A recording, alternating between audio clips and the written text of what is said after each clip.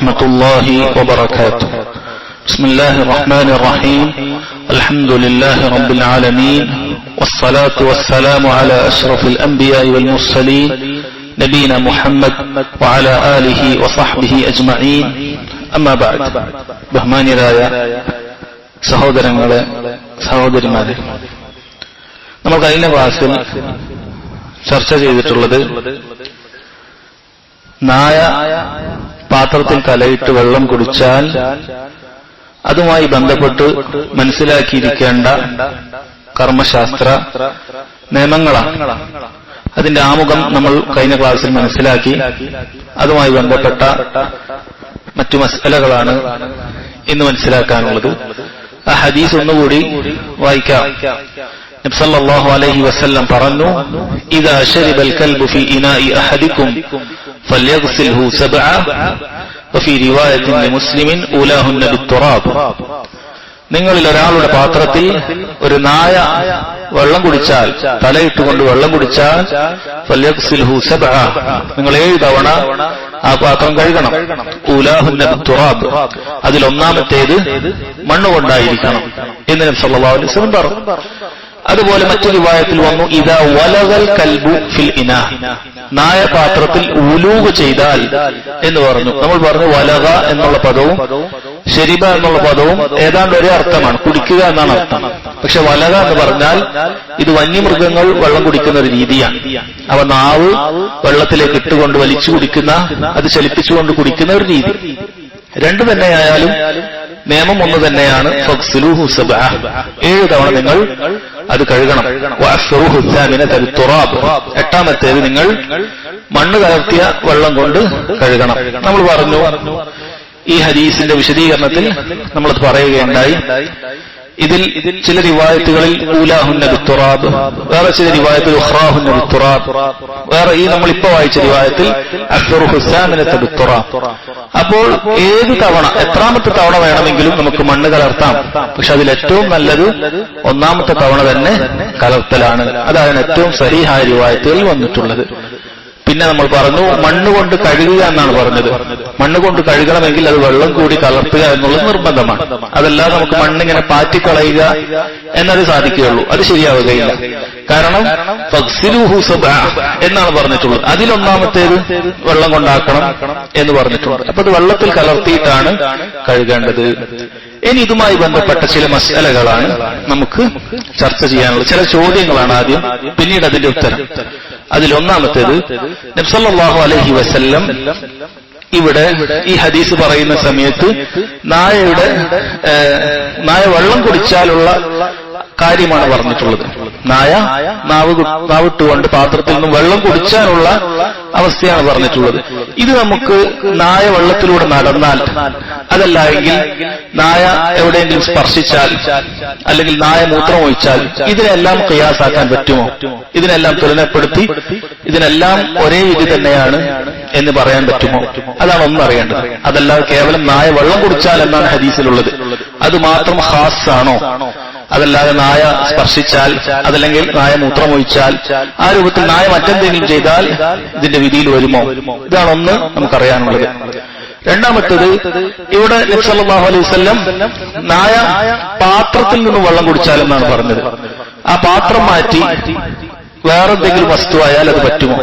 പാത്രമല്ലാതെ നായ നമ്മുടെ വസ്ത്രത്തിൽ സ്പർശിച്ചു, അതല്ലെങ്കിൽ നമ്മുടെ തൊലിയിൽ തന്നെ തട്ടി, അതല്ലെങ്കിൽ നമ്മൾ നിസ്കരിക്കാൻ ഉദ്ദേശിക്കുന്ന സ്ഥലത്തെ കൂടി നായ നടന്നുപോയി, ഇവിടെ എല്ലാം ഈ വിധി ഉണ്ടോ എന്നുള്ളതാണ് രണ്ടാമത് അറിയേണ്ടത്.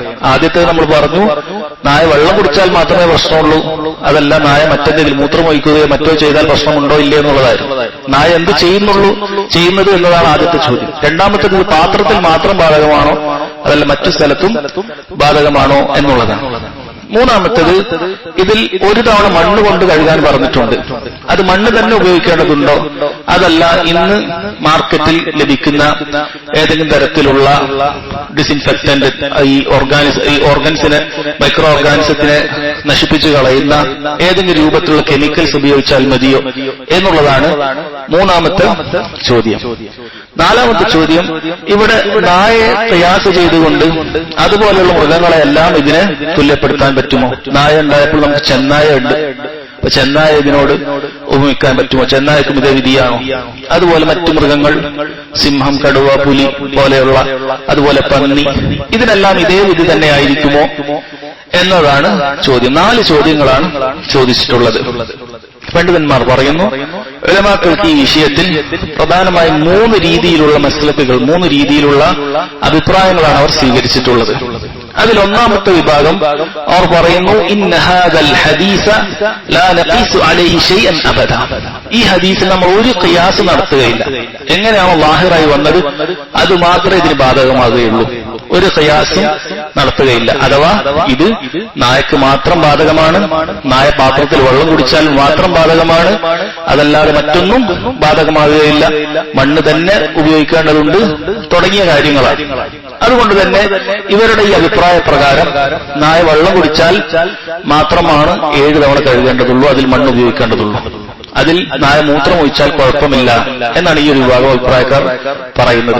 ഇനി നായക്ക് പകരം പന്നി ആയാലോ അതുപോലെ മറ്റു മൃഗങ്ങളായാലോ കുഴപ്പമില്ല എന്നാണ് ഈ ഒരു അഭിപ്രായം സ്വീകരിച്ചിട്ടുള്ള ആളുകൾ പറയുന്നത്. ഇവരിൽ ചില ആളുകൾ അഭിപ്രായം വളരെയധികം അബദ്ധമായ ചില അഭിപ്രായങ്ങൾ പറഞ്ഞിട്ടുണ്ട് എന്ന് തന്നെ മറ്റു ഉലമാക്കൾ ചൂണ്ടിക്കാട്ടിയിട്ടുണ്ട്. നായയുടെ മാംസം തന്നെ കുഴപ്പമില്ല എന്ന് വരെ ചിലർ പറഞ്ഞിട്ടുണ്ട്. പക്ഷെ അത് വലിയ അബദ്ധമാണ്. രണ്ടാമത് ചില ആളുകൾ പറഞ്ഞു, ഇന്നഹു യുഖാസു അലൈഹി മുത്ലഖ, നിരുപാധികമായി നമുക്ക് ഖിയാസ് ചെയ്യാം. അത് ഇതിനോട് എല്ലാ കാര്യത്തിലും, ഈ പറഞ്ഞ എല്ലാ വിഷയത്തിലും നമുക്ക് നായയെ ഉപമിക്കാം. നായ വെള്ളം കുടിച്ചാലും ശരി, നായ മൂത്രം ഒഴിച്ചാലും ശരി, നായ ഒരിടത്തേ കൂടി നടന്നുപോയാലും ശരി, അതുപോലെ പാത്രമാകട്ടെ മറ്റെന്തെങ്കിലും ആകട്ടെ, എല്ലാ വിഷയത്തിലും നമുക്ക് ഖിയാസ് ചെയ്യാം. എത്രത്തോളം എന്ന് പറഞ്ഞാൽ അവർ പറഞ്ഞു, കേവലം സാധാരണ മറ്റെന്തെങ്കിലും നജസായാൽ പോലും അത് 7 തവണ കഴുകണമെന്നാണ്. ഹംബലി മദ്ഹബിലെ പ്രബലമായ ഒരു അഭിപ്രായം അതാണ്. 7 തവണ എല്ലാ നജസുകളും കഴുകേണ്ടത് 7 തവണ എന്നതാണ് അവരുടെ അഭിപ്രായം. അവരെല്ലാ വിഷയങ്ങളും ഇതിനോട് ഖിയാസാക്കി. നായയുടെ നജസ് മാത്രമല്ല സകല നജസുകളും 7 തവണ കഴുകണമെന്നാണ്. അതുകൊണ്ട് തന്നെ ചില ആളുകൾ അവർക്ക് എന്തെങ്കിലും വസ്ത്രത്തിൽ നജസായാൽ അവർ പറയും, ഞാൻ 7 തവണ കഴുകട്ടെ എന്നാണ് അവർ പറയുക. ആ ഹംബലി മദ്ഹബിൽ അങ്ങനെയാണ് ഒരഭിപ്രായമായിട്ടുള്ളത്. അത് രണ്ടും രണ്ടറ്റത്തുള്ള നിലപാടാണ്. മൂന്നാമത്തേത് ഇതാണ് മഹാന്മാരായ പല പണ്ഡിതന്മാരും സ്വീകരിച്ചിട്ടുള്ള നിലപാട് ഇതാണ്. ഇവർ പറയുന്നത്, ലാ യുഖാസു അലൽ കൽബി ഇല്ലൽ ഖിയാസ് അൽ ഔലവി ഫഖത്ത് ദൂന മാ അദാഹ്. ഖിയാസുൽ ഔലവി മാത്രമേ ഇവിടെ പരിഗണിക്കുകയുള്ളൂ. എന്താണ് ഖിയാസുൽ ഔലവി എന്ന് നമുക്കറിയേണ്ടത്? ഖിയാസ് ചെയ്യുമ്പോൾ അതിൽ പല തട്ടുകളുണ്ട്. ഖിയാസുൽ ഔലവി എന്ന് പറഞ്ഞാൽ, ഉദാഹരണത്തിന് നമ്മൾ പറയുന്നു, നിങ്ങൾ ചെറിയ കുട്ടികളെ വഴക്ക് പറയരുത്, അവരോട് കരുണ കാണിക്കണം. നിങ്ങൾ ചെറിയ കുട്ടികളെ ചീത്ത വിളിക്കരുത്, കരുണ കാണിക്കണം. അപ്പൊ അതിൽ നിന്ന് മനസ്സിലാക്കാൻ പറ്റുന്ന കാര്യമാണ്, അവരെന്ന് അടിക്കാനോ തല്ലാനോ പാടില്ല. അപ്പൊ ഒരാള് 2 അടി കൊടുത്തിട്ട് ഞങ്ങൾ വഴക്ക് പറയരുതെന്നല്ലേ പറഞ്ഞിട്ടുള്ളൂ, ഞാൻ അടിക്കുകയാണ് ചെയ്തത് എന്ന് പറഞ്ഞാൽ നമ്മൾ പറയും ഖിയാസുൽ ഔലവി മനസ്സിലായിട്ടില്ല. കാരണം ഖിയാസുൽ ഔലവി മനസ്സിലായ ഇവൻ പാവമാണ്, ഇവനെ ചീത്ത വിളിക്കരുത് എന്ന് പറഞ്ഞാൽ പിന്നെ അവനെ തല്ലാനോ അടിക്കാനോ ഒന്നും തന്നെ പാടില്ല. അതാണ് ഖിയാസുൽ ഔലവി, മിൻ ബാബിൽ ഔല എന്ന് നിങ്ങൾ പലപ്പോഴും കേട്ടിട്ടുണ്ടാവും. അത് ഇങ്ങനെ ചെയ്യാൻ പറ്റില്ലെങ്കിൽ അതിന്റെ അപ്പുറത്തേക്ക് പറ്റുകയില്ല. മാതാപിതാക്കളോട് ചേർന്ന് അല്ലെങ്കിൽ ഏറ്റവും കുറഞ്ഞ രൂപത്തിലുള്ള ഒരു മോശം സംസാരിക്കാൻ പാടില്ല എന്ന് പറഞ്ഞാൽ അതിന്റെ അപ്പുറത്തേക്ക് ഒന്നും പറയാൻ പാടില്ല. ആ രൂപത്തിൽ ചെറിയ നീരസത്തിന്റെ പദമാണ് അവരോട് സംസാരിക്കാൻ പാടില്ല എന്ന് പറഞ്ഞത്. ഉഫിൻ വലാ തഖുൽ ലഹുമാ ഉഫിൻ എന്ന് പറഞ്ഞു. അവരോട് ഉഫ് എന്ന് പറയാൻ പാടില്ല, നീരസത്തിന്റെ ഏറ്റവും താഴെയുള്ള വാക്ക്. അപ്പൊ അതിന്റെ അർത്ഥം അതല്ലാത്ത ബാക്കിയൊക്കെ പറയാൻ പറ്റുമെന്നാണ്. പാടില്ല, അത് പറയാൻ പാടില്ലെങ്കിൽ അതിന്റെ മുകളിൽ ഒന്നും തന്നെ പാടില്ല. അതാണ് ഖിയാസുൽ ഔലവി എന്ന് പറയുന്നത്. അതാണ് ഇവിടെ ഈ വിഷയത്തിൽ എല്ലാ കാര്യത്തിലും എടുക്കേണ്ടത് എന്നാണ് പണ്ഡിതന്മാർ പറഞ്ഞിട്ടുള്ളത്. അതുകൊണ്ട് തന്നെ അവർ പറയുന്നു, ഇവിടെ അൽ വുലൂഗ് പറഞ്ഞു, നായപാത്രത്തിൽ തലയിട്ട് കുടിക്കുന്ന കാര്യം പറഞ്ഞു. അതുകൊണ്ട് അതിന്റെ മുകളിലുള്ള എല്ലാ കാര്യങ്ങളും ഇവിടെ ഉൾപ്പെടും. നായ മൂത്രം ഒഴിച്ചാൽ അത് അതിനേക്കാളും ഉറപ്പാണ്. കാരണം നായയുടെ വായിൽ നിന്ന് വരുന്നത് ഉമിനീരാണ്, മൂത്രം അതിനേക്കാളും നജസാണ്. അതുകൊണ്ട് തന്നെ നായ മൂത്രം ഒഴിച്ചാൽ അത് പ്രശ്നമാണ്, നായ കാഷ്പിച്ചാൽ അത് പ്രശ്നമാണ്. അതിന്റെ മുകളിലോട്ടുള്ള എല്ലാ കാര്യവും പ്രശ്നമാണ്.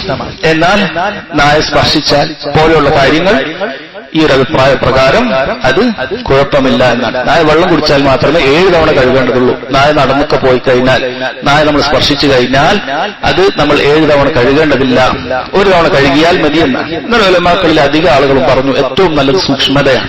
നായ പാത്രത്തിൽ കഴുകിയാൽ എന്ന് മാത്രമല്ല, നനവുള്ള അവസ്ഥയിലാണ് നായ നമ്മെ സ്പർശിച്ചത് എങ്കിൽ 7 തവണ തന്നെ കഴുകണം എന്നും ചില ഉലമാക്കൾ പറഞ്ഞിട്ടുണ്ട്. ഷേഖ് ഇബ്നു ബാസ് റഹിമഹുല്ലാ പോലെയുള്ള പല പണ്ഡിതന്മാരും അതാണ് പറഞ്ഞിട്ടുള്ളത്.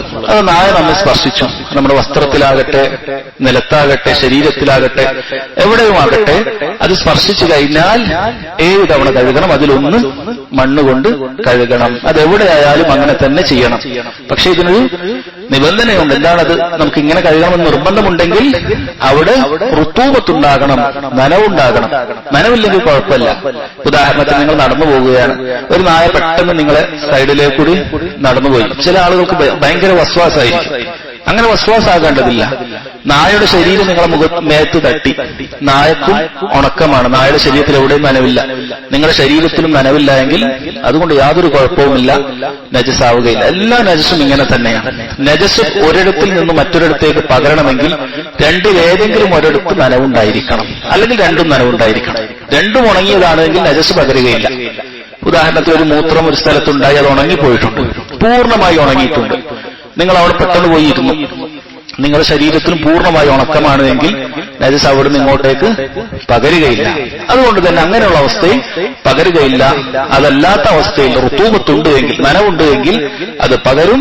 അതിലേറ്റവും സൂക്ഷ്മതയുള്ള അഭിപ്രായം അങ്ങനെ പകർന്നു കഴിഞ്ഞാൽ ഏത് ഭാഗത്താകട്ടെ 7 തവണ കഴുകലാണ്. അത് നമ്മൾ നായ നമ്മുടെ ചെരുപ്പ് കടിച്ചാലും ശരി, അതല്ലെങ്കിൽ ആ രൂപത്തിൽ നമ്മുടെ വാഹനത്തിന്റെ സീറ്റൊക്കെ കടിച്ചു കീറും, നായയുടെ ഒരു സ്വഭാവത്തിൽപ്പെട്ടതാണ്. അങ്ങനെയുള്ള വസ്തുക്കളൊക്കെ അവർ കടിച്ചു കീറും. എന്തു തന്നെയായാലും നായ എവിടെ സ്പർശിച്ചാലും കടിച്ചാലും ഒക്കെ 7 തവണ കഴുകി കളയുക, അതിലൊരു തവണ മണ്ണ് കൊണ്ട് ഉപയോഗിക്കുക എന്നാണ് ഇവർ പറഞ്ഞിട്ടുള്ളത്. അപ്പോൾ നായ കേവലം വുലൂഗ് മാത്രമല്ല, എവിടെയുമായാലും അത് ചെയ്യണമെന്നർത്ഥം. രണ്ടാമത്തേത് ഇവിടെ പറഞ്ഞു, നായ മാത്രമാണോ ഇവിടെ പ്രശ്നം, അതല്ല മറ്റു മൃഗങ്ങളൊക്കെ പ്രശ്നമുണ്ടോ എന്നുള്ളതാണ്. ഇവർ പറഞ്ഞു ഇത് ഖിയാസ് ഔലവി മാത്രം എടുത്താൽ മതി. നായേക്കാളും ഖബീസ് ആയിട്ടുള്ള ഒരു മൃഗമാണ് ഖിൻസീർ എന്ന് പറയുന്നത്, പന്നി. അതുകൊണ്ട് തന്നെ പന്നി ഇതേപോലെ പാത്രത്തിൽ തലയിട്ടാലും പന്നിയെ സ്പർശിച്ചാലും ഒക്കെ നമ്മൾ നായക്ക് കാണിക്കുന്ന അതേ രൂപത്തിൽ 7 തവണ കഴുകണം, അതിലൊന്ന് മണ്ണ് കൊണ്ട് ഉപയോഗിക്കണം എന്നതാണ് ഇമാം അഹ്മദ് റഹിമഹുള്ളയെ പോലെയുള്ള ധാരാളം ഉലമാക്കൾ പറഞ്ഞിട്ടുള്ളത്. എന്നാൽ മറ്റു വന്യമൃഗങ്ങൾ, ചെന്നായാകട്ടെ, സിംഹമാകട്ടെ, മറ്റു മൃഗങ്ങളൊന്നും അങ്ങനെ സ്പർശിച്ചു കഴിഞ്ഞാൽ അതിൽ കുഴപ്പമില്ല എന്നവർ പറയാനുള്ള കാരണം, ഈ നായ ഒഴികെയുള്ള, പന്നിയും ഒഴികെയുള്ള മറ്റു മൃഗങ്ങൾ വിൽക്കലും വാങ്ങലും ഒക്കെ അനുവദനീയമാണ്. ഒരാൾക്ക് സിംഹത്തിനെ വാങ്ങാം, സിംഹത്തിനെ വിൽക്കാം, അതൊക്കെ അനുവദനീയമാണ്. പക്ഷെ നായ, പന്നി ഇതൊന്നും നമുക്ക് വാങ്ങൽ, വിൽക്കൽ അനുവാദമില്ല. അതുകൊണ്ട് തന്നെ അത് മാത്രമാണ് ഇതിൽ നിന്നും പുറത്തു പോകുന്നത്. അതല്ലാത്ത മറ്റു മൃഗങ്ങളിലൊന്നും ഇതിൽ കുഴപ്പമില്ല എന്നാണ് പണ്ഡിതന്മാർ പറഞ്ഞിട്ടുള്ളത്. അതുപോലെ തന്നെ നമ്മൾ പറഞ്ഞു, പാത്രത്തിൽ മാത്രമാണോ അതല്ല മറ്റു കാര്യങ്ങളാണോ? ഇത് നമ്മളിപ്പോൾ പറഞ്ഞതാണ്. പാത്രത്തിൽ മാത്രമല്ല, മറ്റെല്ലാത്തിലും ഇത് കുഴപ്പം തന്നെയാണ്. പാത്രത്തിൽ പ്രത്യേകിച്ച് പറയാനുള്ള കാരണം, പാത്രത്തിന് വലിയ സ്ഥാനമുണ്ട് ത്വഹാറത്തിന്റെ വിഷയത്തിൽ. കാരണം ഈ പാത്രത്തിലാണ് നമ്മൾ വുളു എടുക്കുന്നത്. ആദ്യ കാലഘട്ടത്തിൽ എപ്പോഴും, ഇന്നും പല സ്ഥലത്തും നമ്മൾ ഇങ്ങനെയുള്ള പാത്രങ്ങളിലാണ് വെള്ളം കുടിക്കുന്നത്, അതുപോലെ തന്നെ നമ്മൾ വുളു എടുക്കുന്നത്.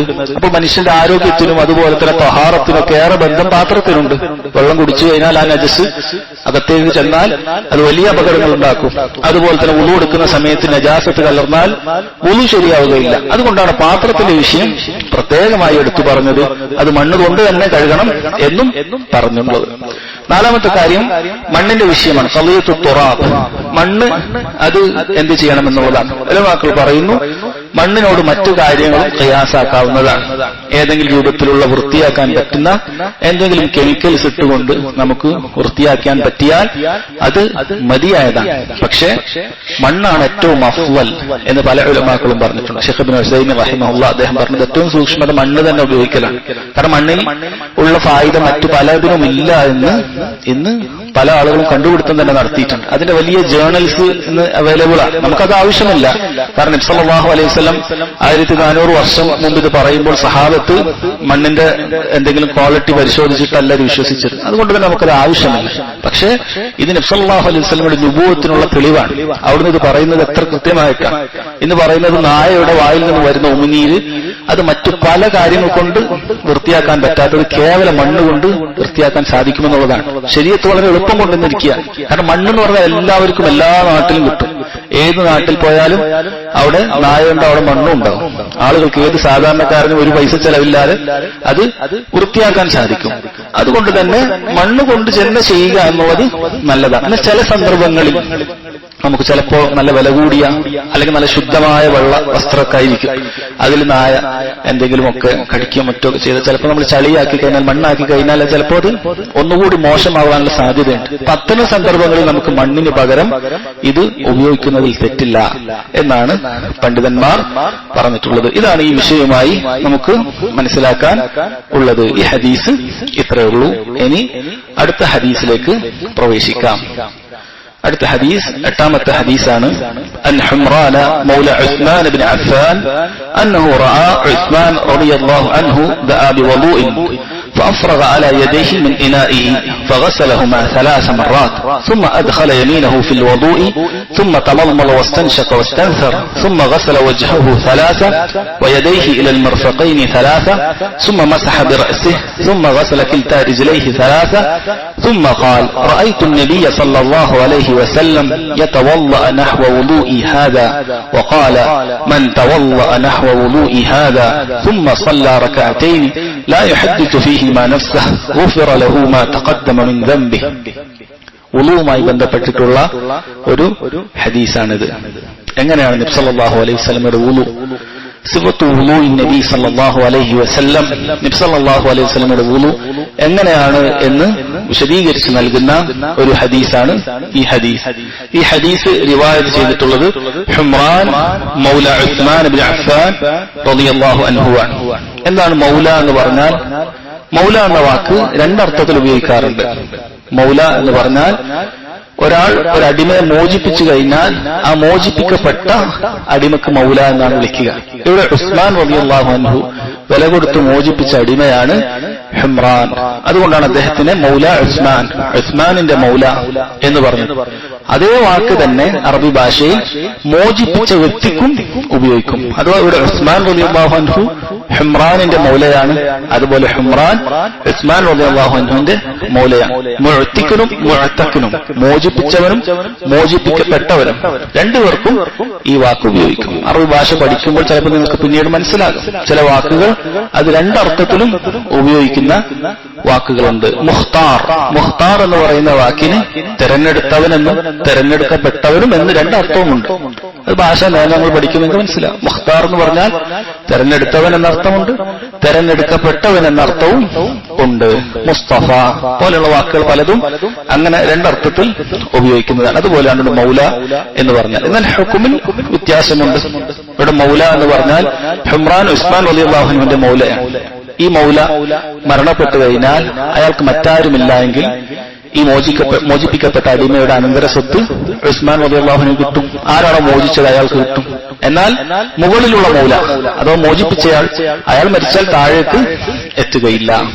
ഇത് അനന്തരാവകാശവുമായി ബന്ധപ്പെട്ട ഈ രണ്ടാളുകൾക്കിടയിലുള്ള ഒരു നിയമം സാന്ദർഭികമായി ഉണർത്തിയതാണ്. ഇനി ഹദീസിലുള്ള വാക്കുകൾ നമുക്ക് അർത്ഥം വെച്ച് പരിചയപ്പെടാം. എന്താണ് പറഞ്ഞിട്ടുള്ളത്? ഹുംറാൻ മൗല ഉസ്മാൻ റളിയല്ലാഹു അൻഹു അദ്ദേഹം പറയുകയാണ്, അന്നഹു റഅ ഉസ്മാൻ, അദ്ദേഹം ഉസ്മാൻ റളിയല്ലാഹു അൻഹുവിനെ കണ്ടു. അദ്ദേഹം നേർക്ക് നേരെ കണ്ടിട്ടുള്ള ഒരു ഹദീസാണ്. ഹദീസ് റിവായത്ത് ചെയ്യുമ്പോൾ ഒരാൾ നേരെ കണ്ടു അല്ലെങ്കിൽ നേരെ സമിഅ്തു എന്നൊക്കെ പറഞ്ഞാൽ അതിന് വലിയ ഖുവ്വത്തുള്ള ഹദീസാണ്. വേറൊരാളുടെ ഇടയിൽ ഇല്ല എന്നുള്ളത് വളരെ വ്യക്തമാണ്. നേർക്ക് നേരെ അദ്ദേഹം തന്റെ പഞ്ചേന്ദ്രിയങ്ങൾ കൊണ്ട് കണ്ട ഹദീസുകൾക്ക് വലിയ ഖുവ്വത്താണ് ഹദീസിന്റെ നിദാന ശാസ്ത്രത്തിൽ ഉള്ളത്. എന്താണ് അദ്ദേഹം പറയുന്നത്? അന്നഹു റഅ ഉസ്മാൻ റളിയല്ലാഹു അൻഹു ദഅ ബിവളൂഇൻ, ദഅ അദ്ദേഹം ആവശ്യപ്പെട്ടു, ബിവളൂഇൻ വളൂഇന് വേണ്ടി ആവശ്യപ്പെട്ടു. എന്താണ് വളൂ എന്ന് പറഞ്ഞാൽ? വളൂമുണ്ട് വുളൂമുണ്ട്. വളൂ എന്ന് പറഞ്ഞാൽ വാവിന് ഫത്ഹയാണ്, വുളൂ എന്ന് പറഞ്ഞാൽ വാവിന് ദമ്മയാണ്. വളൂ വാവിന് ഫത്ഹ ഇട്ടാൽ അതിന്റെ അർത്ഥം വുളു എടുക്കാനുള്ള വെള്ളം എന്നാണ് അതിന്റെ അർത്ഥം. വുളു എന്ന് ലമ്മിട്ട് പറഞ്ഞു കഴിഞ്ഞാൽ അതിന്റെ അർത്ഥം നമ്മൾ ചെയ്യുന്ന പ്രവൃത്തി. വുളു എടുക്കുക എന്ന് പറഞ്ഞ പ്രവൃത്തി. നമ്മൾ പറയേണ്ടത് വുളു എടുത്തു എന്നാണ്. കാരണം വുളു നമ്മൾ ഉദ്ദേശിക്കുന്ന ആ പ്രവൃത്തി ചെയ്തു എന്നാണ്. എന്നാൽ ഈ വെള്ളം വുളു എടുക്കാൻ വേണ്ടി ഒരാൾ ഒരു പാത്രത്തിൽ തന്നാൽ നമ്മൾ പറയും ഹാദാ മാഉ വദു, ഇത് വുളുവിന്റെ വെള്ളമാണ് എന്ന് നമ്മൾ പറയും. ഇത് വേറെ നിങ്ങൾ കേട്ടിട്ടുണ്ടാവും, സഹൂർ എന്ന് പറയും. സഹൂർ എന്ന് പറഞ്ഞാൽ അത്തായ സമയത്ത് കഴിക്കുന്ന ഭക്ഷണത്തിനാണ്. സഹൂറാണ്. ഈത്തപ്പഴം എത്ര നല്ല സഹൂറാണ് എന്ന് പറഞ്ഞിട്ടുണ്ട്. ആ ഭക്ഷണമാണ്. എന്നാൽ ആ പ്രവൃത്തിക്ക്, അത്തായം കഴിക്കുക എന്ന് പറയുന്ന പ്രവൃത്തിക്ക് പറയുന്നത് സഹൂർ എന്ന് പറയും, സിഹൂർ എന്നൊക്കെ അതിന് പറയും. ഇത് ഭാഷയിൽ ധാരാളമായിട്ട് ഉള്ളൊരു കാര്യമാണ്. അദ്ദേഹം വെള്ളത്തിന് വേണ്ടി ആവശ്യപ്പെട്ടു. ശേഷം വുളു എടുക്കുന്ന കാര്യം പറയുകയാണ്. ഫഅഫ്റഗ അലാ യദൈഹി മിൻ ഇനാഇഹി, ഫഅഫ്റഗ ഒഴിച്ചു കൊടുത്തു, അലാ യദൈഹി അദ്ദേഹത്തിന്റെ രണ്ട് കൈയിലേക്കും ഒഴിച്ചു മിൻ ഇനാഹി പാത്രത്തിൽ നിന്ന് ഉസ്മാൻ റളിയല്ലാഹു അൻഹു രണ്ട് കൈയിലേക്കും, അദ്ദേഹം തന്നെ രണ്ട് കൈയിലേക്കും വെള്ളം ഒഴിച്ചു. ഇതിൽ നിന്ന് എന്താണ് മനസ്സിലാക്കാനുള്ളത്? നമ്മൾ നേരത്തെ പറഞ്ഞിരുന്നു, നിങ്ങളിൽ ഒരാൾ ഉറക്കത്തിൽ നിന്നും എഴുന്നേറ്റ് കഴിഞ്ഞാൽ കൈ വെള്ളത്തിൽ മുക്കാൻ പാടില്ല എന്ന് പറഞ്ഞിട്ടുണ്ട്. ഇത് ഉറക്കത്തിൽ നിന്ന് എഴുന്നേറ്റാലാണ്.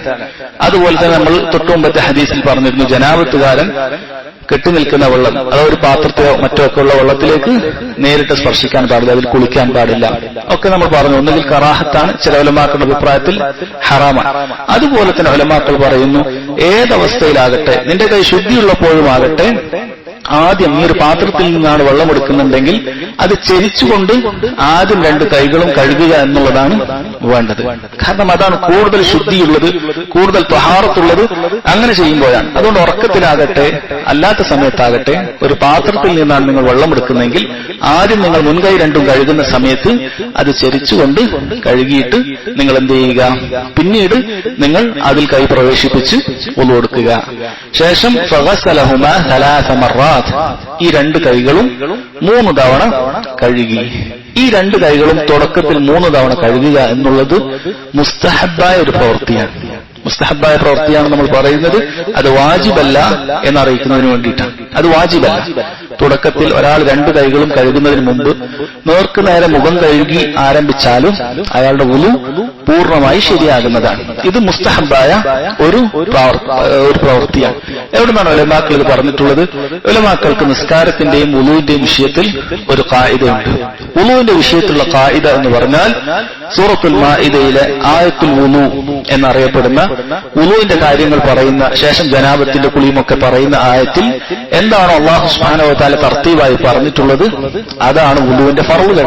ആ തർത്തീബിൽ ചെയ്താൽ ഒരാളുടെ വുളു പൂർണ്ണമായ വുളുവായി. അല്ലാഹു സുബ്ഹാനഹു വ തആല പറഞ്ഞു, യാ അയ്യുഹല്ലദീന ആമനു, ഓ മുഅ്മിനുകളെ, ഇദാ ഖുംതും ഇലസ്സലാഹ്, നിങ്ങൾ നിസ്കരിക്കാൻ വേണ്ടി ഒരുങ്ങിയാൽ, നിസ്കാരത്തിന് വേണ്ടി തീരുമാനമെടുത്താൽ, ഫഗ്സിലു വുജൂഹക്കും, നിങ്ങൾ നിങ്ങളുടെ മുഖങ്ങൾ കഴുകുക. അല്ലാഹു ആരംഭിച്ചത് ഫഗ്സിലു വുജൂഹക്കും, മുഖം കഴുകാനാണ്. പിന്നെ ഐദിയക്കും, ശേഷമാണ് കൈ പറഞ്ഞിട്ടുള്ളത്, ഇലൽ മറാഫിഖി, മുട്ടുവരെ, വംസഹു ബിറൂസിക്കും, നിങ്ങൾ നിങ്ങളെ തല തടവണം, വഅർജുലക്കും ഇലൽ കഅബൈൻ, നെരിയാണി ഉൾപ്പെടെ ഇരു കാലുകളും കഴുകണം എന്ന് അല്ലാഹു സുബ്ഹാനഹു വ തആല പറഞ്ഞിട്ടുണ്ട്. ഇതാണ് അസ്ൽ. ഇതിൽ പറഞ്ഞ കാര്യങ്ങളാണ് വുളുവിന്റെ മഹല്ലു ഫർളുകൾ. അതല്ലാത്ത കാര്യങ്ങൾ ഇതെല്ലാം അത് മുസ്തഹബായ കാര്യമാണ്. അപ്പൊ അത് ഹദീസിൽ നിന്നാണ് പറഞ്ഞിട്ടുള്ളത്. ഹദീസിൽ നബി സല്ലല്ലാഹു അലൈഹി വസല്ലം ഈ ഹദീസിന്റെ അവസാനത്തിൽ പറയുന്നുണ്ട്, നബി സല്ലല്ലാഹു അലൈഹി വസല്ലം വുളു എടുത്ത് കാണിക്കുകയാണ്. ഹദീസിന്റെ അസ്ലിൽ മനസ്സിലാക്കേണ്ട ഒരു കാര്യമാണ്, ഒരു പ്രവൃത്തി നബി സല്ലല്ലാഹു അലൈഹി വസല്ലം കാണിച്ചു തന്നു, അതിനെ തൊട്ട് കൽപ്പിച്ചിട്ടില്ല എങ്കിൽ അത് അസ്ൽ മുസ്തഹബാണ് എന്നാണ്. അത് നിർബന്ധമാകണമെങ്കിൽ നബി സല്ലല്ലാഹു അലൈഹി വസല്ലം പറഞ്ഞ് കൽപ്പനയുടെ രൂപത്തിൽ പറയേണ്ടതുണ്ട്. അതല്ല കേവലം പ്രവൃത്തി മാത്രമാണ് സ്ഥിരപ്പെട്ടത് എങ്കിൽ അതിന്റെ അസ്ൽ അത് മുസ്തഹബാണ് എന്നാണ്. അതുകൊണ്ടാണ് ഇരു കൈകളും കഴുകുക എന്നുള്ളത് മുസ്തഹബാണ്, വാജിബല്ല എന്ന് പറഞ്ഞത്. ഫഗസലഹുമാ സലാസ മർറാത്ത്, 3 തവണ ഇരു കൈകളും ഉസ്മാൻ റളിയല്ലാഹു അൻഹു ഇവിടെ കഴുകി കാണിച്ചു കൊടുത്തു. ثم أدخل يمينه في الوضوء, പിന്നീട് വളുഇൽ തന്റെ വലതു കൈ, അദ്ഖല യമീനഹു, വലതു കൈ ആ വുളുവിന്റെ വെള്ളത്തിൽ പ്രവേശിപ്പിച്ചു. ഇതിൽ നിന്ന് എന്ത് മനസ്സിലാക്കാം? ഒരാൾ തുടക്കത്തിൽ കൈ കഴുകി കഴിഞ്ഞാൽ പിന്നീട് തന്റെ കൈ വെള്ളത്തിലേക്ക് മുക്കുന്നതിൽ വിരോധമില്ല. പല ആളുകളും ഈ ഹദീസ് മനസ്സിലാക്കാത്തത് കൊണ്ടായിരിക്കണം, അതല്ലെങ്കിൽ അവർ പഠിച്ചിട്ടുള്ള മദ്ഹബിൽ അന്ധമായിട്ടുള്ള ആ ഒരു പക്ഷപാതിത്വം കൊണ്ടായിരിക്കണം. അവർ ഇത് ചെയ്യുന്നത് വലിയ തെറ്റായിട്ടാണ് കാണുന്നത്. അതുകൊണ്ടാണ് പണ്ടുകാലത്തൊക്കെ കിണ്ടി തന്നെ ഉപയോഗിച്ച് ഉളു എടുക്കുന്നത്. പിന്നീട് അതിൽ കൈമുക്കിയാൽ ആ വെള്ളം മാവുൻ മുസ്തഅമലാകും, ഉപയോഗിക്കപ്പെട്ട വെള്ളമാകും. അത് പിന്നീട് ത്വഹാറത്തിന് പറ്റുകയില്ല. ത്വഹൂർ എന്നുള്ള അവസ്ഥയിൽ നിന്നും താഹിർ എന്നുള്ള അവസ്ഥയിലേക്ക് അത് ദർജ താഴും. അത് പിന്നെ ഉളു എടുക്കാൻ പറ്റുകയില്ല എന്ന് പറയാനുള്ള കാരണം. എന്നാൽ നബി സല്ലല്ലാഹു അലൈഹി വസല്ലം ഇങ്ങനെയാണ് ഉളു എടുത്തിട്ടുള്ളത് എന്ന് അവസാനം ആര് പറയുന്നുണ്ട്? ഉസ്മാൻ ഇബ്നു അഫ്ഫാൻ റളിയല്ലാഹു അൻഹു പറയുന്നുണ്ട്. അദ്ദേഹം നമ്മുടെ മൂന്നാമത്തെ ഖലീഫയാണ്, സ്വർഗം കൊണ്ട് സന്തോഷ വാർത്ത അറിയിക്കപ്പെട്ട സഹാബിയാണ്. അദ്ദേഹം നമുക്ക് കാണിച്ചു തരികയാണ് എങ്ങനെ വുളു എടുക്കണം. അതുകൊണ്ട് വുളു എടുക്കുന്ന ആളുകൾക്ക് ഇത് പിൻപറ്റാവുന്നതാണ്. അതല്ലാത്ത പ്രയാസങ്ങൾ അവർ വഹിക്കേണ്ടതില്ല. പ്രയാസങ്ങൾ വഹിച്ചുകൊണ്ട് ഒരു മഗ്ഗിൽ നിന്നൊക്കെ കഴുകുമ്പോൾ എല്ലാ തവണയും ഇങ്ങനെ കൈയിലേക്ക് ചെരിച്ചൊഴിക്കണം എന്നുള്ളതും യാതൊരു ആവശ്യവുമില്ല. അദ്ദേഹം ഈ രൂപത്തിൽ രണ്ടാമത് കൈ അതിലേക്ക് പ്രവേശിപ്പിച്ചിട്ടാണ് ഉള്ളത്.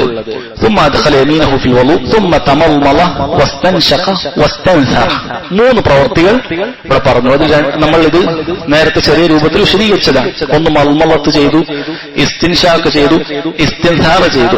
എന്താണ് മൽമലത്ത് എന്ന് പറഞ്ഞാൽ? വായിൽ വെള്ളം കൊപ്പിളിക്കുക. ഇസ്തിൻഷാഖ് എന്ന് പറഞ്ഞാൽ മൂക്കിൽ വെള്ളം കയറ്റുക. ഇസ്തിൻസാർ എന്ന് പറഞ്ഞാൽ അത് ചീറ്റിക്കളയുക. ഇതാണ് ഈ മൂന്ന് കാര്യങ്ങൾ നമ്മൾ നേരത്തെ വിശദീകരിച്ചതാണ്. മൽമലത്ത് ഇത് വാജിബാണ്. ഇത് ശറഈൽ ഹുക്ം ഒരു വാജിബാണ്. എങ്ങനെയാണ് ഇത് വാജിബാണെന്ന് പറഞ്ഞത്? ഈ ആയത്തിൽ വുളൂയിൽ ഇത് വന്നിട്ടുണ്ടോ? ഇതൊക്കെ നമ്മൾ ചിന്തിക്കണം. പഠിക്കുന്ന വിദ്യാർത്ഥികൾ പ്രത്യേകിച്ചും ഈ ആയത്തിൽ വുളൂയിൽ ഇത് വന്നിട്ടുണ്ടോ? എങ്ങനെയാണ് ഇത് വാജിബ് എന്ന് പറയുന്നത്? വാജിബ് എന്ന് പറയുന്നത് ആയത്തിൽ നിന്ന് തന്നെയാണ്. അല്ലാഹു സുബ്ഹാനഹു വ തആല പറഞ്ഞു, യാ അയ്യുഹല്ലദീന ആമനൂ ഇദാ ഖുംതും ഇലസ് സ്വലാത്തി ഫഗ്സിലൂ വുജൂഹക്കും, നിങ്ങളുടെ മുഖം കഴുകുക എന്ന് പറഞ്ഞു. അപ്പോൾ മുഖത്തിൽ ഇത് ഉൾപ്പെടും. വായും അതുപോലെ തന്നെ മൂക്കും, ഇത് രണ്ടും മുഖത്തിന്റെ ഉള്ളിൽ ഉൾപ്പെടും എന്നെങ്ങനെയാണ് നമുക്ക് തെളിവ്? അത് വളരെ വ്യക്തമാണ്. നമ്മൾ നോമ്പിന്റെ വിഷയത്തിൽ പറയുമ്പോൾ നമുക്കറിയാം, നോമ്പിൽ ഒരാളുടെ വെള്ളമോ അതല്ലെങ്കിൽ ഭക്ഷണമോ ശരീരത്തിന്റെ അകത്തേക്ക് പ്രവേശിച്ചു കഴിഞ്ഞാൽ അയാളുടെ നോമ്പ് മുറിയും. ഒരാൾ വായിൽ വെള്ളം പിടിച്ചു വെച്ചാൽ നോമ്പ് മുറിയുമോ? ഇല്ല. ഒരാൾ ഉളു കൊടുക്കുന്ന സമയത്ത് വായിൽ വെള്ളം ഇങ്ങനെ പിടിച്ചു വെച്ചാൽ അയാൾ നോമ്പ് മുറിയുകയില്ല. അണ്ണാക്കിലേക്ക് താഴെ ഇറക്കിയാൽ മാത്രമേ ഉളു മുറിയുകയുള്ളൂ. അപ്പൊ അതിൽ നിന്ന് പണ്ഡിതന്മാർ പറയുന്നത് വായുടെ ഉള്ള് അത് പുറത്തിന്റെ ഹുക്മാണ്. അതുകൊണ്ട് തന്നെ മുഖം കഴുകുക എന്ന് പറഞ്ഞാൽ അതിൽ വായ ഉൾപ്പെട്ടു. അതുപോലെ മൂക്കിൽ ഒരാളുടെ എന്തെങ്കിലും ഒരു ചെറിയ രൂപത്തിലുള്ള എണ്ണ മറ്റോ ഈ മൂക്കിന്റെ ഉള്ളിൽ മാത്രമായാൽ നോമ്പ് മുറിയുകയില്ല. നോമ്പ് മുറിയണമെങ്കിൽ അത് ഉള്ളിലേക്ക് എത്തി അണ്ണാക്കിലേക്ക് വരണം. കാരണം ഇവിടെ മൂക്കിൽ നിന്നും അണ്ണാക്കിലേക്കൊരു കണക്ഷൻ ഉണ്ട്. അങ്ങനെ വന്നു കഴിഞ്ഞാൽ മാത്രമാണ് ഒരാളുടെ വുളു മുറിയുന്നത്. അതുകൊണ്ട് തന്നെ ഇത് ലാഹിറിന്റെ ഹുക്മാണ്, ബാഹ്യമായ ശരീരാവയവത്തിന്റെ ഹുക്മാണ് വായുടെ ഉള്ളിനും മൂക്കിന്റെ ഉള്ളിനും. അതുകൊണ്ട് മുഖം കഴുകുക എന്ന് അല്ലാഹു കൽപ്പിച്ചാൽ ഇത് രണ്ടും കഴുകുക എന്നുള്ളത് സ്ഥിരപ്പെട്ടിരിക്കുന്നു. അതുപോലെ തന്നെ നബി സല്ലല്ലാഹു അലൈഹി വസല്ലമയുടെ എല്ലാ ഹദീസിലും മൽമലത്തും ഇസ്തിൻഷാഖും ചെയ്തതായിട്ടുണ്ട്. അതുകൊണ്ട് തന്നെ ഇത് വാജിബാണ്. ഇതിങ്ങനെ പറയാൻ കാരണം ഇത് ഉലമാക്കൾക്ക് ഖിലാഫുണ്ട്. ചില ആളുകൾ ഇത് വാജിബല്ല എന്ന് പറഞ്ഞിട്ടുണ്ട്. പക്ഷേ ഈ തെളിവുകളുടെ അടിസ്ഥാനത്തിൽ നമുക്ക് മനസ്സിലാക്കാൻ സാധിക്കുന്നത് ഇത് രണ്ടും വാജിബാണ്. ശരി, എന്താണ് മൽമലത്ത് എന്ന് പറഞ്ഞാൽ? നമ്മൾ പറഞ്ഞിരുന്നു, മൂന്ന് പ്രവൃത്തി രണ്ടെണ്ണം ചെയ്യലാണ് മൽമലത്ത് ശരിയാവാനുള്ള ഷർത്ത്. എന്താണ് മൂന്ന് പ്രവൃത്തി? ഒന്ന് ഇദ്ഖാലുൽ മാഇ ഇലൽ ഫം, വായിൽ വെള്ളം പ്രവേശിപ്പിക്കുക. രണ്ട് തഹ്രീഖുഹു, അത് ചലിപ്പിക്കുക. മൂന്ന് മജ്ജുഹു, അത് പുറത്തേക്ക് തുപ്പിക്കളയുക. ഈ മൂന്ന് പ്രവൃത്തിയിൽ ഒരാൾ രണ്ടെണ്ണം ചെയ്താൽ അയാളുടെ മൽമലത്ത് ശരിയായി. എങ്ങനെയാണ് രണ്ടെണ്ണം ചെയ്യുക? ഒരാൾ വെള്ളം വായിലേക്ക് കയറ്റി നന്നായി കൊപ്പിച്ചു, തുപ്പിയില്ല, ഇറക്കി, അയാളുടെ മൽമലത്ത് ശരിയായി എന്ന് നമ്മൾ പറയും. അവൻ മുത്തമൽമിളാണ്, അവന്റെ മൽമലത്ത് ശരിയായിട്ടുണ്ട്. ഇനി വേറൊരാൾ വായിലേക്ക് വെള്ളം കയറ്റി ഉടനെ അയാൾ തുപ്പിക്കളഞ്ഞു, ചലിപ്പിച്ചില്ല, വെള്ളം കയറ്റി തുപ്പി, അയാളുടെ മൽമലത്തും ശരിയായി എന്നാണ് നമ്മൾ പറയുക. എന്നാൽ മൂന്നാമതൊരാൾ അയാൾ വായിൽ വെള്ളം കയറ്റി ഉടനെ ഇറക്കി, നമ്മൾ പറയാം അയാളുടെ മൽമലത്ത് ശരിയായിട്ടില്ല. കാരണം മൂന്ന് പ്രവൃത്തിയും ഒന്നേ അയാൾ ചെയ്തിട്ടുള്ളൂ, വെള്ളം അകത്തേക്ക് കയറ്റുക. അത് ചലിപ്പിക്കുകയും ചെയ്തിട്ടില്ല, തുപ്പുകയും ചെയ്തിട്ടില്ല. ഈ മൂന്നാമത് ചെയ്ത പ്രവൃത്തിക്കാണ് ഷുർബ് എന്ന് പറയുന്നത്, വെള്ളം കുടിക്കൽ. അതാണ് സംഭവിച്ചിട്ടുള്ളൂ. അങ്ങനെ ചെയ്തു കഴിഞ്ഞാൽ അയാളുടെ മൽമലത്ത് ശരിയായിട്ടില്ല, അങ്ങനെ വുളു ശരിയാകാതെ വരും. അതുകൊണ്ട് ഈ മൂന്നിൽ രണ്ടെങ്കിലും ചെയ്യണം. മൂന്നും ചെയ്യലാണ് ഏറ്റവും അഫ്ളൽ. കാരണം ചലിപ്പിച്ച വെള്ളം അകത്തേക്ക് ഇറക്കുക എന്നുള്ളത് നല്ലതല്ല.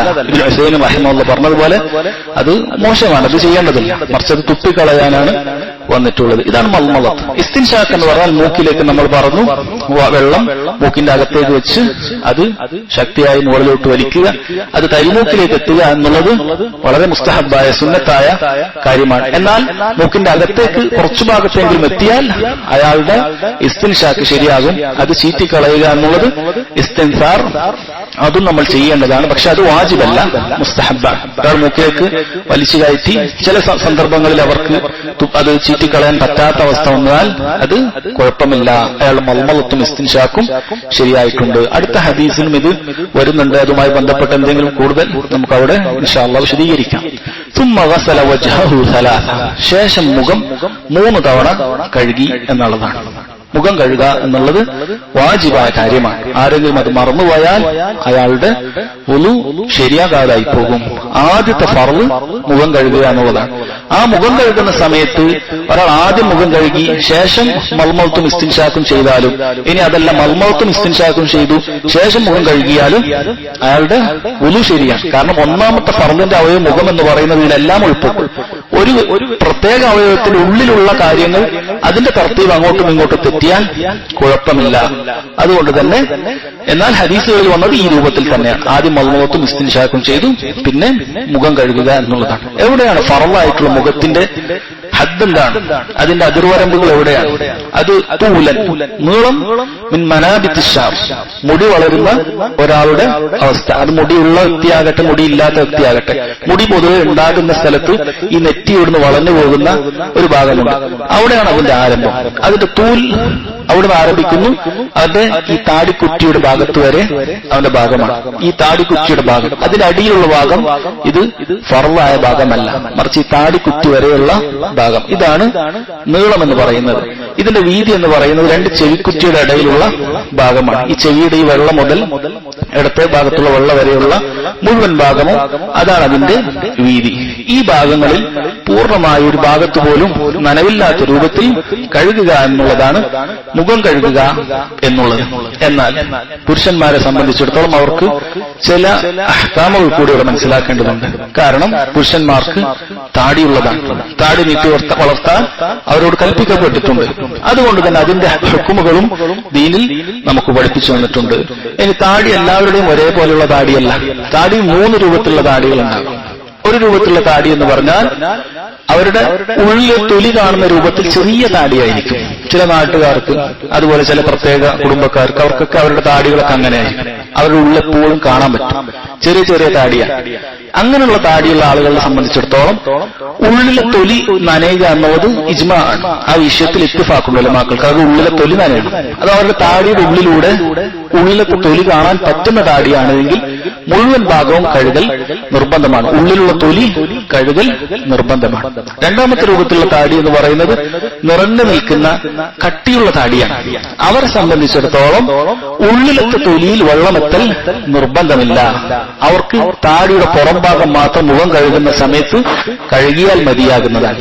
അതിന്റെ ഉള്ളിലത്തെ തൊലിയിലേക്ക് വെള്ളമെത്തിക്കൽ നിർബന്ധമില്ല.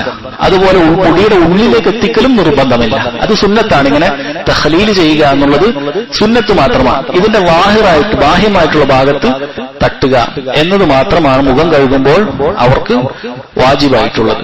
മൂന്നാമത്തെ രൂപത്തിലുള്ള താടി എന്ന് പറഞ്ഞാൽ സാധാരണ ഫർദിന്റെ ഭാഗത്തിൽ നിന്നും വിട്ട് വളരെ താഴേക്ക് താടി പോകുന്ന ആളുകളുണ്ടാകും. വളരെ നീളമുള്ള താടിയുള്ള ആളുകളുണ്ടാകും. അത് വീതിയിലാകട്ടെ നീളത്തിലാകട്ടെ അങ്ങനെ താടിയുള്ള ആളുകളുണ്ടാകും.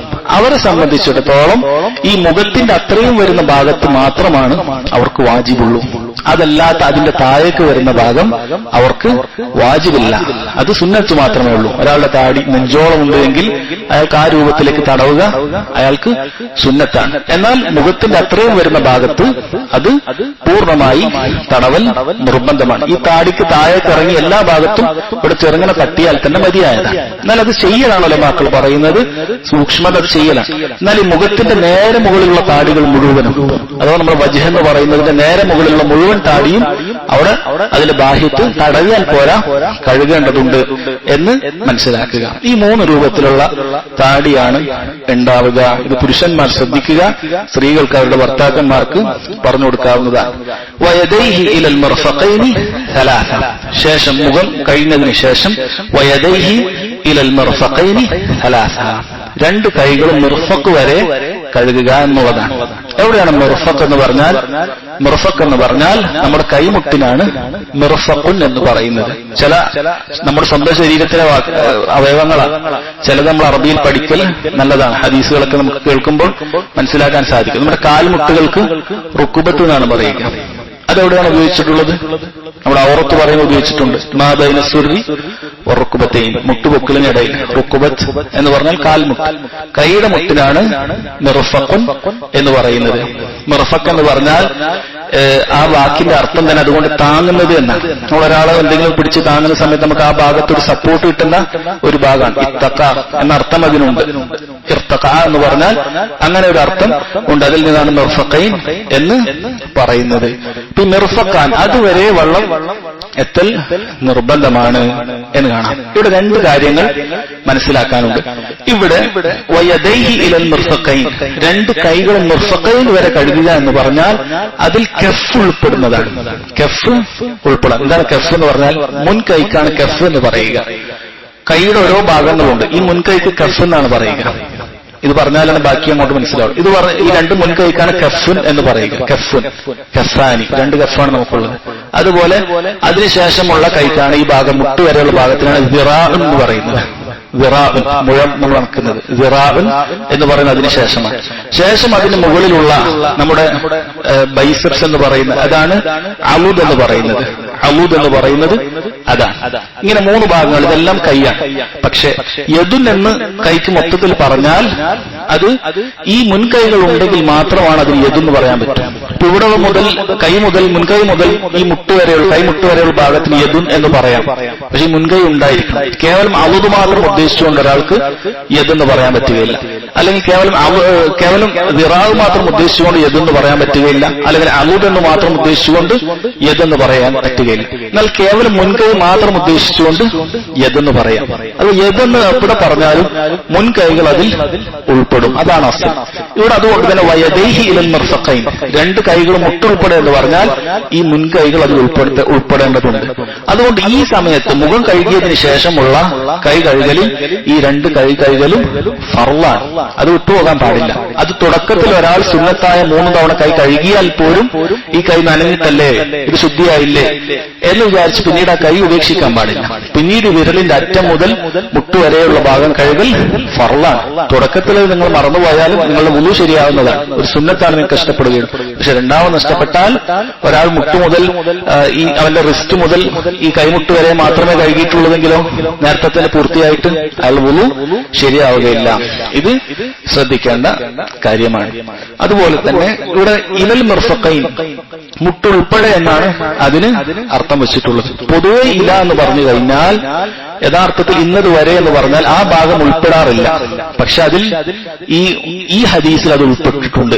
കാരണം മറ്റു ചില ഹദീസുകളിൽ നിന്നും നമുക്ക് നബി സല്ലല്ലാഹു അലൈഹി വസല്ലം അങ്ങനെ കൈമുട്ട് ഉൾപ്പെടെ കഴുകി എന്നുള്ളത് വളരെ വ്യക്തമായിട്ട് വന്നിട്ടുണ്ട്. അതുകൊണ്ട് ഇലൽ മിർഫഖൈനി എന്ന് പറഞ്ഞാൽ മുട്ടും ഉൾപ്പെടേണ്ടതുണ്ട്. അപ്പൊ അത് ചില ആളുകൾ ശ്രദ്ധിക്കണം. പ്രത്യേകിച്ചും ഫുൾ കൈ ഇട്ട് നല്ല ടൈറ്റുള്ള ഫുൾ കൈ ഉള്ള ആളുകളാണെങ്കിൽ അവരിങ്ങനെ കൈ കഴുകിയിട്ട് ഏകദേശം ഇവിടെ വന്ന് നിൽക്കും. ചിലപ്പോൾ ഒരു മുട്ടിന്റെ ആ ഭാഗം അവന്റെ കൈന്റെ ഉള്ളിൽ തന്നെ അപ്പോഴും ഉണ്ടാവും. ആ ഭാഗം കഴുകാതെ വരും. അത് ശരിയല്ല. അങ്ങനെ ചെയ്യാൻ പാടില്ല. അങ്ങനെ തീരെ വയ്യാന്നുണ്ടാണെങ്കിൽ അവൻ ആ ഷർട്ടിന്റെ കൈ അയച്ചിട്ടെങ്കിലും കൈ കഴുകണം. നബി സല്ലല്ലാഹു അലൈഹി വസല്ലം ഒരിക്കൽ അങ്ങനെ ചെയ്തിട്ടുണ്ട്. അവിടുത്തെ ജുബ്ബയുടെ കൈ അല്പം ടൈറ്റ് ആയിരുന്നു. അപ്പോൾ അവിടുന്ന് കൈ ഉള്ളിലൂടെ എടുത്തിട്ട് പുറത്തേക്ക് എടുത്തിട്ടാണ് അവിടുന്ന് ഉളു ചെയ്തിട്ടുള്ളത്. കൈ ടൈറ്റല്ലേ എന്ന് വിചാരിച്ചിട്ട് അത്രമാത്രം കഴുകി ബാക്കി തടവൽ അനുവദനീയമല്ല.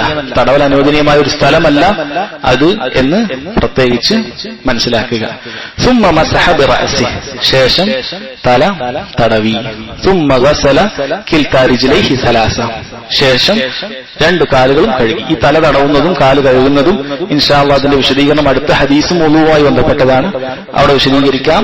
അതുകൊണ്ടാണ് അത് പറഞ്ഞത്. സുമ്മ മസഹ ബിറഅസി, തല ശേഷം തടവി. സുമ്മ ഖാല, ശേഷം നബി സല്ലല്ലാഹു അലൈഹി വസല്ലം പറഞ്ഞു, റഅയ്തു നബിയ സല്ലല്ലാഹു അലൈഹി വസല്ലം യതവല്ലഉ നഹ്വ വുളൂഇ ഹാദാ, നബി സല്ലല്ലാഹു അലൈഹി വസല്ലം ഞാൻ ഈ കാണിച്ച ഈ വുളു പോലെ വുളു എടുക്കുന്നത് ഞാൻ കണ്ടിട്ടുണ്ട്. അങ്ങനെ പറഞ്ഞാൽ ആ മുഴുവൻ സിഫത്തുകളും അത് നബി സല്ലല്ലാഹു അലൈഹി വസല്ലം ചെയ്തിട്ടുള്ളതാണ് എന്നർത്ഥം. എന്നിട്ട് പറഞ്ഞു, മൻ തവല്ലഅ നഹ്വ വുളൂഇ ഹാദാ, ആരാണോ ഇതേപോലെയുള്ള ഒരു വുളു എടുക്കുന്നത് തുമ്മ സല്ല റകഅതൈനി, ശേഷം 2 റക്അത്ത് അവൻ നിസ്കരിച്ചു, ലാ യുഹദ്ദിസു ഫീഹിമാ നഫ്സ, നിസ്കാരത്തിൽ അവൻ ഒരു തഹ്ദീസും നടത്തിയിട്ടില്ല. അഥവാ അവൻ നിസ്കാരത്തിന്റെ വാജിബായ കാര്യങ്ങളല്ലാതെ ദുനിയാവിന്റെ കാര്യങ്ങൾ ഓർക്കുകയോ അതിനെക്കുറിച്ച് ചിന്തിക്കുകയോ അതിനെക്കുറിച്ച് അങ്ങനെ അലട്ടുകയോ ചെയ്യുന്ന ഒന്നും അവനുണ്ടായിട്ടില്ല. ഖുശൂഅോടുകൂടി ചെയ്യുന്നതും പ്രവർത്തിക്കുന്നതിനെ കുറിച്ച് നല്ല ബോധ്യത്തോടുകൂടി അവൻ നിസ്കരിച്ചു കഴിഞ്ഞാൽ ഗുഫിറ ലഹു മാ തഖദ്ദമ മിൻ ദംബിഹി, അവൻ ചെയ്തു പോയിട്ടുള്ള പാപങ്ങളെല്ലാം അല്ലാഹു സുബ്ഹാനഹു വ തആല അത് മുഖേന അവന് പുറത്തു കൊടുക്കുന്നതാണ് എന്ന് നബി സല്ലല്ലാഹു അലൈഹി വസല്ലം അറിയിച്ചു നൽകിയിരിക്കുന്നു. വലിയ ഒരുപാട് ശ്രേഷ്ഠത അറിയിക്കുന്ന കാര്യമാണ്. ഒരു വ്യക്തി ഇങ്ങനെ വുളു എടുത്തു കഴിഞ്ഞ് ശേഷം 2 റക്അത്ത് നിസ്കരിച്ചു, അങ്ങനെ ആ ഒരു ചിന്തയും അവന്റെ മനസ്സിലുണ്ടായിട്ടില്ല, നിസ്കാരത്തെക്കുറിച്ച് മാത്രമുള്ള ചിന്തയാണ്. അത് നമുക്ക് 2 കാര്യങ്ങൾ മനസ്സിലാക്കേണ്ടതുണ്ട്. ഒന്ന്, നിസ്കാരത്തിൽ ചിന്തകൾ ഉണ്ടാകുന്നതിനനുസരിച്ച് നമ്മുടെ പ്രതിഫലവും കുറഞ്ഞു പോകും. അതിൽ ഏറ്റവും വലിയൊരു പ്രതിഫലമാണ് നമ്മുടെ പാപങ്ങൾ മുഴുവൻ പുറത്തു കിട്ടുക എന്നുള്ളത്. അതിന് ഷർത്തായിട്ട് പറഞ്ഞിട്ടുള്ളത് എന്താണ്? ഈ രൂപത്തിൽ വുളു എടുക്കണം, ഈ രൂപത്തിൽ വുളു എടുക്കണം. ശേഷം 2 റക്അത്ത് സുന്നത്ത് നിസ്കരിക്കണം. എന്നിട്ടോ അതോടൊപ്പം ഈ കാര്യമുണ്ടായിരിക്കണം, ഒരു തരത്തിലുള്ള നിസ്കാരത്തെക്കുറിച്ചിട്ടല്ലാതെയുള്ള ചിന്തകൾ അവന്റെ മനസ്സിൽ അലട്ടാൻ പാടില്ല. അങ്ങനെയുള്ള ചിന്തകൾ ഉണ്ടായാൽ അവൻ ഈ പറയുന്ന പ്രതിഫലം ലഭിക്കുകയില്ല. പൂർണ്ണമായ ഖുശൂഅോടുകൂടി നിസ്കരിച്ചാൽ അള്ളാഹു നൽകുന്ന വലിയ ശ്രേഷ്ഠതയാണിത്. നമ്മൾ ഒരിക്കലും ഇത് നിസ്സാരമാക്കി മനസ്സിലാക്കാൻ പാടില്ല. ചിലപ്പോഴൊക്കെ നമ്മൾ ഇങ്ങനെ നിസ്കരിച്ചു കഴിഞ്ഞാൽ അതായിരിക്കും നമ്മൾ അവസാനത്തെ ഇബാദത്ത്. അല്ലെ, നമ്മൾ പലപ്പോഴും കേട്ടിട്ടുണ്ടാകും ഫർള് നിസ്കാരത്തിന് മുമ്പ് സുന്നത്ത് നിസ്കരിച്ച ആളുകൾ ചിലപ്പോൾ മരണപ്പെട്ടിട്ടുണ്ടാകാം. ഇത് നമ്മുടെ അവസാനത്തെ നിസ്കാരമാണെങ്കിൽ അത് ഇതേപോലെ ഖുശൂഅോടുകൂടി നമ്മൾ നിസ്കരിച്ചാൽ അള്ളാഹു നമ്മുടെ പാപങ്ങൾ പുറത്തു തരും. അതുകൊണ്ട് ഓരോ വുളു എടുക്കുന്ന സമയത്ത് നമുക്ക് ആ നിയ്യത്ത് ഉണ്ടാകേണ്ടതുണ്ട്. ഈ വുളു നബി സല്ലല്ലാഹു അലൈഹി വസല്ലം ചെയ്തതുപോലെ ഞാൻ വുളു എടുത്ത് അതുപോലെ വന്ന് 2 റക്അത്ത് സുന്നത്ത് നിസ്കരിക്കുക. അങ്ങനെയാണെങ്കിൽ ഇത് എന്റെ പാപങ്ങൾ മുഴുവനും പുറത്തു കിട്ടാനുള്ള വലിയൊരു കാര്യമാണ് എന്ന് മനസ്സിലാക്കാൻ സാധിക്കും. ഇനി ഈ 2 റക്അത്ത് സുന്നത്ത് എന്ന് പറഞ്ഞാൽ അത് ആ സുന്നത്തിന് വുളുവിന്റെ സലാത്തുൽ വുളുവിന്റെ നിസ്കാരം എന്നാണ് അറിയപ്പെടുന്നത്. എന്നാൽ അങ്ങനെ 2 റക്അത്ത് അത് വുളുവിന്റെ നിസ്കാരമായിട്ട് തന്നെ നിസ്കരിക്കണമെന്നില്ല. ഉദാഹരണത്തിന് പ്രത്യേകിച്ച് ഒരു ബാങ്ക് കൊടുത്തിട്ട് ശേഷമാണ് നമ്മൾ വുളു എടുക്കുന്നതെങ്കിൽ നമുക്ക് അപ്പോൾ നിസ്കരിക്കുന്ന ഏതാണോ റവാത്തിബ് സുന്നത്ത് ആ നിസ്കാരത്തിൽ ഇത് ഉൾപ്പെടുന്നതാണ്. ഇനി അതല്ല, നേരെ ഇഖാമത്തിന്റെ സമയമായിട്ടുണ്ടെങ്കിൽ ആ ഫർള് നിസ്കരിച്ചാൽ ആ ഫർളും ഇതിൽ ഉൾപ്പെടുന്നതാണ്. ഇതൊരു വ്യക്തിയെ സംബന്ധിച്ചിടത്തോളം അത് സുബഹിക്ക് ശേഷമാകട്ടെ അസറിന് ശേഷമാകട്ടെ വുളു എടുത്തു കഴിഞ്ഞാൽ നിസ്കരിക്കാവുന്നതാണ്. കാരണം സുബഹിക്കും അസറിനും ശേഷം വിലക്കപ്പെട്ടത് കാരണമില്ലാത്ത നിരുപാധികമായിട്ടുള്ള സുന്നത്ത് നിസ്കാരങ്ങളാണ്. ഇത് വുളു എന്നുള്ള കാരണമുണ്ട്, അതുകൊണ്ട് വുളു എടുത്തു കഴിഞ്ഞാൽ അയാൾക്ക് സുന്നത്ത് നിസ്കരിക്കാം. പക്ഷെ നിസ്കരിക്കാൻ വേണ്ടി മാത്രമായി അസറിനും ളുഹറിനും ശേഷം അസറിനും സുബഹിക്ക് ശേഷം വുളു എടുക്കുക. നിസ്കരിക്കാമെന്ന ഉദ്ദേശത്തിൽ അതിപ്പോൾ നിരുപാധികമായ നിസ്കാരമായി മാറും. അതല്ല, ഒരാൾ വുളു എടുത്തു കഴിഞ്ഞാൽ അസറിന് ശേഷമാണ് വുളു എടുത്തത്, അല്ലെ മഗ്‌രിബിന് മുമ്പ് അയാൾ മസ്ജിദിലേക്ക് വന്നപ്പോൾ വുളു എടുത്തു, അയാൾക്ക് അതുകൊണ്ട് സുന്നത്ത് നിസ്കരിക്കാം. അതല്ലെങ്കിൽ ഒരാൾ മഗ്‌രിബിന് മുമ്പ് കുറച്ചു നേരം ഓടണമെന്ന് വിചാരിച്ചു വീട്ടിൽ നിന്ന് തന്നെ വുളു എടുത്തു, അയാൾക്ക് 2 റക്അത്ത് സുന്നത്ത് നിസ്കരിക്കണമെങ്കിൽ ആ സമയത്ത് സുന്നത്ത് നിസ്കരിക്കാം. കാരണം അയാൾ നിസ്കരിക്കാൻ വുളു എടുത്താൽ അതൊരു കാരണമായി, അതുകൊണ്ട് അയാൾക്ക് സുന്നത്ത് നിസ്കരിക്കാം. ഇനി ഈ ഹദീസിലുള്ള ശൈഖ് ഇബ്നു ഉസൈമീൻ റഹിമഹുല്ലാഹ് പറഞ്ഞിട്ടുള്ള ചില ഫായിദകൾ കൂടിയാണ് നമുക്ക് മനസ്സിലാക്കാനുള്ളത്. ധാരാളം ഫായിദകൾ, 30-ലധികം ഫായിദകൾ ഈ ഒരൊറ്റൊരു ഹദീസിൽ നിന്നും ഇബ്നു ഉസൈമീൻ റഹിമഹുല്ലാഹ് പറഞ്ഞിട്ടുണ്ട്. ഒന്നാമതായി അദ്ദേഹം പറയുന്നു, ഖുലഫാഉർ റാഷിദീങ്ങളുടെ വിനയമാണ് ഈ ഹദീസിൽ കാണിക്കുന്നത്. നോക്കൂ, ഇത് ഒരു നാട്ടിന്റെ ഭരണാധികാരിയാണ് ഉസ്മാൻ ഇബ്നു അഫ്ഫാൻ റളിയല്ലാഹു അൻഹു. എന്തെല്ലാം ഉത്തരവാദിത്തങ്ങളും ചുമതലകളും അദ്ദേഹമുണ്ട്. ആ സമയത്ത് പോലും ദീനിന്റെ ഒരു കാര്യം പഠിപ്പിക്കാൻ അദ്ദേഹം ഒരാളെ വിടുകയല്ല, സ്വന്തമായി കാണിച്ചു കൊടുക്കുകയാണ്. അത്രയും കൃത്യമായി നബി സല്ലല്ലാഹു അലൈഹി വസല്ലം പ്രവർത്തിച്ചത് അതുപോലെ തന്നെ അദ്ദേഹം കാണിച്ചു കൊടുക്കുകയാണ്.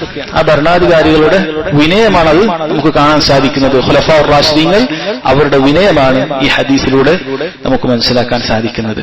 അതുപോലെ തന്നെ അത്തഅലീമു ബിൽ ഫിഅലി അഖ്വാ മിന അത്തഅലീമി ബിൽ ഖൗൽ, ചെയ്തുകൊണ്ട് കാണിക്കുക എന്നുള്ളത് പറയുന്നതിനേക്കാളും അത് വലിയ ശ്രേഷ്ഠതയുള്ള കാര്യമാണ്. വലിയ ആ വിഷയത്തിൽ നല്ല പവറാണ് അങ്ങനെ ചെയ്തു കഴിഞ്ഞാൽ. അല്ലെ, ഒരാൾ ഒരു നിസ്കാരം അതിന്റെ ഒരു ഓഡിയോ മാത്രം നമ്മൾ കേട്ടു, അല്ലെങ്കിൽ ഞാനിങ്ങനെ നിങ്ങൾക്ക് ഇങ്ങനെ പറഞ്ഞു തന്നു, ഞാനിപ്പോ പറഞ്ഞുകൊണ്ടാണ് ചെയ്യുന്നത്, അത് പറയുന്നതിനേക്കാളും ഞാനിത് കൃത്യമായി നിങ്ങൾക്ക് കാണിച്ചു തന്നാൽ നിങ്ങളുടെ മനസ്സിൽ ഒന്നുകൂടി നന്നാകും. ഒന്നുകൂടി കൃത്യമായി അത് ഉൾക്കൊള്ളാൻ പറ്റും. പ്രത്യേകിച്ചും ഇതുവരെ ഇതൊന്നും അറിയാത്ത ഒരാളാണെങ്കിൽ, പുതിയതായ ഒരാൾ ഇസ്ലാമിലേക്ക് വന്നു, അയാൾ നമ്മൾ ഫോൺ വിളിച്ചിരുന്ന ഇങ്ങനെ കാര്യങ്ങൾ പറഞ്ഞു കൊടുത്താൽ അയാൾ ഏതാണ്ടൊക്കെ മനസ്സിലാക്കാൻ സാധിക്കുകയുള്ളൂ. അതിനു പകരം അയാളെ നമ്മൾ കൊണ്ടുവന്ന് അല്ലെങ്കിൽ അയാളുടെ അടുത്തേക്ക് പോയി ഇങ്ങനെ വുളുവൊക്കെ എടുത്ത് ഈ രൂപത്തിൽ കാണിച്ചു കൊടുത്താൽ അയാൾക്കത് ശരിക്കും മനസ്സിലാക്കാൻ പറ്റും, തസവ്വുർ കിട്ടും. മറ്റേ നമ്മൾ ഇങ്ങനെ നെറ്റിയുടെ മുടി വളരുന്ന മുതൽ താടിക്കുറ്റി എന്നൊക്കെ പറയുമ്പോൾ പല കൺഫ്യൂഷൻ ഉണ്ടാകും. എന്നാൽ നമ്മൾ നേർക്ക് നേരെ പോയി അയാളെ വിളിച്ച് ഇങ്ങനെയാണ് വുളു എടുക്കേണ്ടത് എന്നിട്ട് ഈ ഹദീസ് പറഞ്ഞു കൊടുത്താലോ അവന് കൃത്യമായ കാര്യങ്ങൾ മനസ്സിലാക്കാൻ പറ്റും. അപ്പോൾ അങ്ങനെ നേർക്ക് നേരെ പോയി കാണിച്ചു കൊടുത്താൽ അത് ഏത് പ്രവൃത്തിയാകട്ടെ, നിസ്കാരമാകട്ടെ, ആ നിസ്കാരത്തിൽ ബുക്ക് കൊടുത്തു കഴിഞ്ഞാൽ അതിൽ പല കൺഫ്യൂഷൻ ഉണ്ടാകും. ഒന്നുമില്ലെങ്കിൽ അതാണ് നല്ലത്. ഒന്നും നമുക്ക് സാധിക്കുന്നില്ലെങ്കിൽ അങ്ങനെയുള്ള എന്തെങ്കിലും ഒക്കെ അവർക്ക് അയച്ചു കൊടുക്കാം. പക്ഷെ സാധിക്കുമെങ്കിൽ അവരെ നിർത്തി എങ്ങനെയാണ് കൈ കെട്ടേണ്ടത്, എവിടെ വരെ കൈകൾ ഉയർത്തണം, എവിടെ കൈ വെക്കണം, അതുപോലെ എങ്ങനെ ഓരോ കാര്യങ്ങൾ ചൊല്ലണം, ഇത് ചെയ്തു കാണിച്ചു കൊടുത്താൽ അതാണ് കൂടുതൽ നല്ലത്. നല്ല ഹിഫ്ള് അവന്റെ മനസ്സിലത് പതിഞ്ഞിരിക്കും. അതുകൊണ്ട് നമ്മൾ ആ രൂപത്തിൽ ചെയ്യുക എന്നുള്ളത് നല്ലതാണ്. നാലാമത്തെ ഒരു ഫായിദ പണ്ഡിതന്മാർ പറഞ്ഞിട്ടുള്ളത് ജവാസു സുആലിൽ ഗൈർ ഇദാ കാന ലിസ്സാഇൽ ഫളൂൻ അൽ മസ്ഊൽ. ഒരാൾക്ക് ഇവിടെ എന്താണ്, ഒരാൾക്ക് മറ്റൊരാളോട് ചോദിക്കൽ അനുവദനീയമാണ്. ഈ ചോദിക്കുന്നവന് ചോദിക്കപ്പെടുന്നവനേക്കാളും ഫضലുണ്ട് എങ്കിൽ എന്താണിത് പറയാൻ കാരണം? ഇവിടെ ഉസ്മാൻ റളിയല്ലാഹു അൻഹു തന്റെ മൗലയോട് ദആ ബിവുളു, വുളുവിന്റെ വെള്ളം ആവശ്യപ്പെടുകയാണ്. അപ്പൊ അങ്ങനെ ആവശ്യപ്പെട്ടിട്ടുണ്ട്. പൊതുവെ അങ്ങനെ ഓരോ കാര്യങ്ങൾ ഇതിനെ ആവശ്യപ്പെടുക എന്നുള്ളത് നല്ലതല്ല, നല്ല കാര്യമല്ല. പക്ഷെ ഈ ചോദിക്കുന്ന വ്യക്തിക്ക് മറ്റേയാളെക്കാളും ശ്രേഷ്ഠതയുണ്ട് എങ്കിൽ ഇയാൾക്ക് ചോദിക്കാവുന്നതാണ്. കാരണം ശ്രേഷ്ഠതയുള്ള വ്യക്തിക്ക് അത് എടുത്തു കൊടുക്കുക വഴി യഥാർത്ഥത്തിൽ ഇവന്റെ ഇജ്ജത്തിനൊന്നും കോട്ടം സംഭവിക്കുകയില്ല, ഒരു കോട്ടവും സംഭവിക്കുകയില്ല. അതുകൊണ്ട് തന്നെ നബി സല്ലല്ലാഹു അലൈഹി വസല്ലം ധാരാളം ഹദീസുകളിൽ കാണാൻ സാധിക്കും. നബി സല്ലല്ലാഹു അലൈഹി വസല്ലം പല കാര്യങ്ങളും സഹാബത്തിനോട് ചോദിച്ചിട്ടുണ്ട്. കാരണം നബി സല്ലല്ലാഹു അലൈഹി വസല്ലമക്ക് അത് ചെയ്തു കൊടുക്കുക വഴി അവർക്ക് കൂലി കിട്ടുന്ന കാര്യമാണ്. നബി സല്ലല്ലാഹു അലൈഹി വസല്ലം ഇജ്ജത്തിനൊരു കുഴപ്പമില്ല, അവർക്കത് വലിയ ഇഷ്ടമായിരിക്കും.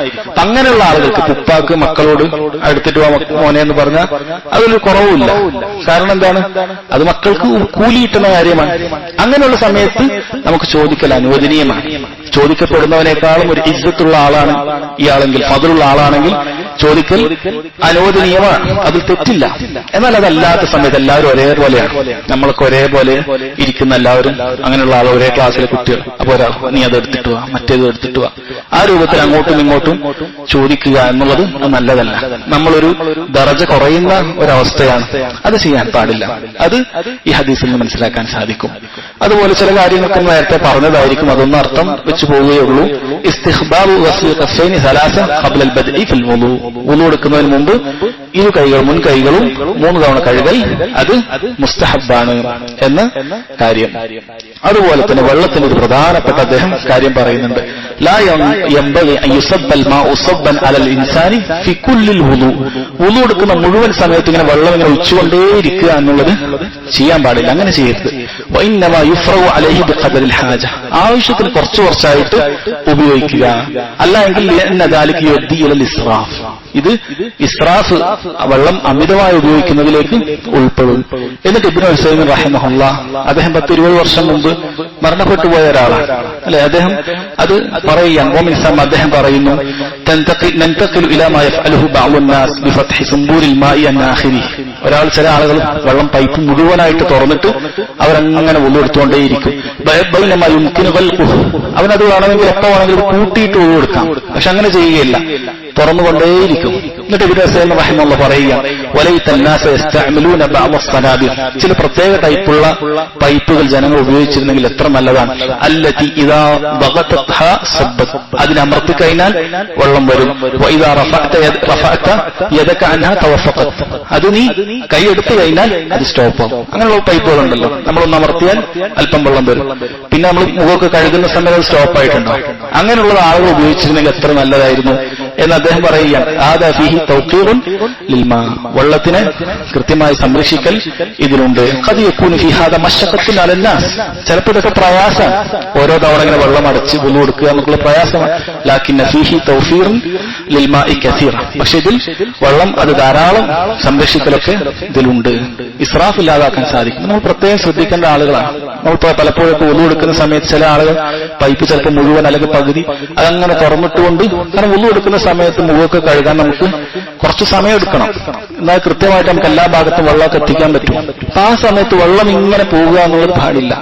മറിച്ച് ഈ പറഞ്ഞതുപോലെ പൈപ്പ് അല്പം ഒന്ന് തുറന്ന് വെള്ളമെടുത്ത് അതടച്ച് പിന്നീട് കൈകൾ കഴുകി കൃത്യമായി എത്തിച്ച് പിന്നെയും വെള്ളമെടുത്ത് അല്പം അടച്ച് അടുത്ത കൈ കഴുകി ആ രൂപത്തിൽ നമ്മൾ ചെയ്യുകയാണെങ്കിൽ വെള്ളം സംരക്ഷിക്കാൻ പറ്റും. ഉസ്മാൻ റളിയല്ലാഹു അൻഹു ആവശ്യത്തിന് കുറച്ച് വെള്ളമാണ് എടുത്തത്. പിന്നെ ഓരോ തവണ ഇങ്ങനെ വെള്ളം ഒഴിച്ചുകൊണ്ടേ ഇരിക്കുകയല്ല ചെയ്തത്. ആവശ്യത്തിനുള്ളത് വെള്ളം ഇങ്ങനെ കൈയിട്ടെടുക്കുകയാണ് ചെയ്തത്. അപ്പൊ ആവശ്യത്തിനുള്ളത് മാത്രമേ കയ്യിൽ കിട്ടുള്ളൂ. ആ രൂപത്തിൽ ചെയ്യാൻ ശ്രദ്ധിക്കുക.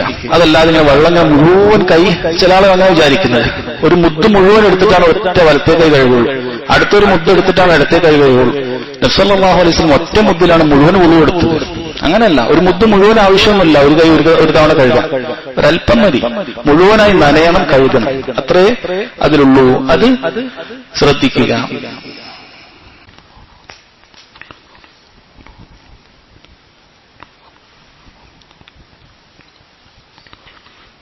അടുത്തൊരു ഫായിദായിട്ട് അദ്ദേഹം പറഞ്ഞത് അന്ന മസ്ഹർ റഅസി ലാ യുകറർ, തല തടവൽ ആവർത്തിക്കാൻ പാടില്ല. അത് ഒറ്റൊരു തവണ മാത്രമേ തല തടവി കാണിച്ചു തന്നിട്ടുള്ളൂ. അല്ലാഹു സുബ്ഹാനഹു വ തആല ഖുർആനിൽ പറഞ്ഞിട്ടുള്ളത് എണ്ണം പറഞ്ഞിട്ടില്ല. ഇനി ഹദീസിൽ ആ എണ്ണം നബി സല്ലല്ലാഹു അലൈഹി വസല്ലം ഒന്നേ നമുക്ക് കാണിച്ചു തന്നിട്ടുള്ളൂ. ഖുർആനിൽ എല്ലാം ഒരു തവണയേ പറഞ്ഞിട്ടുള്ളൂ. അതാണ് ഫർളായിട്ടുള്ളത്. ഖുർആനിൽ അല്ലാഹു പറഞ്ഞ എണ്ണം അതാണ് ഫർളായിട്ടുള്ളത്. നമ്മൾ കൈ അത് ഒന്നിനു ശേഷം പുറമേ ചെയ്യുന്ന രണ്ടും അത് സുന്നത്താണ്. ഒരാൾ ഒറ്റൊരു തവണ മാത്രം വുളു എടുത്തു കഴിഞ്ഞാൽ, ഒരൊറ്റൊരു തവണ മാത്രം കഴുകി വുളു എടുത്താൽ ആ വുളു ശരിയായ പൂർണ്ണമായ വുളു തന്നെയാണ്. എന്നാൽ കൂടുതൽ രണ്ടിലോ മൂന്നിലോ ഉപയോഗിക്കുക എന്നുള്ളതാണ് അഫ്ളലായിട്ടുള്ളത്. നബി സല്ലല്ലാഹു അലൈഹി വസല്ലം അധികവും അങ്ങനെയാണ് കാണിച്ചു തന്നത്. വെള്ളം കുറയുന്ന അവസ്ഥയിൽ നമുക്ക് ഒരു തവണ ഉപയോഗിക്കാം. അതുപോലെ തന്നെ തല തടവൽ എല്ലാ അവസ്ഥയിലും ഒറ്റൊരു തവണ മാത്രമേ വന്നിട്ടുള്ളൂ. 3 തവണ തടവി എന്ന് പറയുന്ന ഹദീസ് അത് പല ഉലമാക്കളും അത് ദുർബലമാണെന്ന് പറഞ്ഞിട്ടുണ്ട്. ചിലരത് സഹീഹാണെങ്കിൽ തന്നെ ഷാസായ, ഒരുപാട് സഹീഹിനെതിരായി വരുന്നതിനാണ് ഷാസ് എന്ന് പറയുന്നത്. അങ്ങനെയുള്ളതാണ്. അതുകൊണ്ട് ഒരു തവണ തടവുക എന്നുള്ളതാണ് സുന്നത്തായിട്ടുള്ളത്. അത് ചെയ്യേണ്ടതുള്ളൂ. കാരണം തലയിൽ ഉണ്ടാകുന്ന പൊടികളും മറ്റുമൊക്കെ വളരെ കുറവാണ്. കയ്യിലോ കാലിലോ ഉണ്ടാകുന്ന പോലെ ധാരാളം ഉണ്ടാവുകയില്ല. അതുകൊണ്ട് കേവലം തടവൽ മാത്രം മതി. തടവൽ എവിടെ പറഞ്ഞിട്ടുണ്ടോ അതെല്ലാം ഒരു തവണയാണ്. അത് നമ്മൾ സോക്സ് ഇട്ടുകൊണ്ട് അതിൽ തടവുന്ന സമയത്താകട്ടെ ഒറ്റൊരു തവണയാണ്. കയ്യിൽ എവിടെയെങ്കിലുമൊക്കെ പ്ലാസ്റ്റർ ഇട്ട് മുറിഞ്ഞിട്ട് പ്ലാസ്റ്റർ ഇട്ടാൽ അവിടെയും തടവുന്നത് ഒറ്റൊരു തവണ മാത്രമാണ്. അതുകൊണ്ട് എവിടെയെല്ലാം തടവൽ പറഞ്ഞിട്ടുണ്ടോ അതെല്ലാം ഒരു തവണ മാത്രമാണ് ഉള്ളത്. തലയിൽ ഒരു തവണയെ തടവേണ്ടതുള്ളൂ. ശരി, അടുത്ത ഫായിദ എന്ന് പറയുന്നത് നാം നേരത്തെ പറഞ്ഞ ഒരു കാര്യമാണ്. ഈ 2 റക്അത്ത് നിസ്കാരം അതെല്ലാ നേരത്തും നമുക്ക് നിസ്കരിക്കാം എന്നുള്ളത്. ഏതൊരു നേരത്തും, രാത്രിയാകട്ടെ പകലാകട്ടെ, ഒരാൾ വുളു എടുത്തു കഴിഞ്ഞാൽ അയാൾക്ക് 2 റക്അത്ത് സുന്നത്ത് നിസ്കരിക്കാം.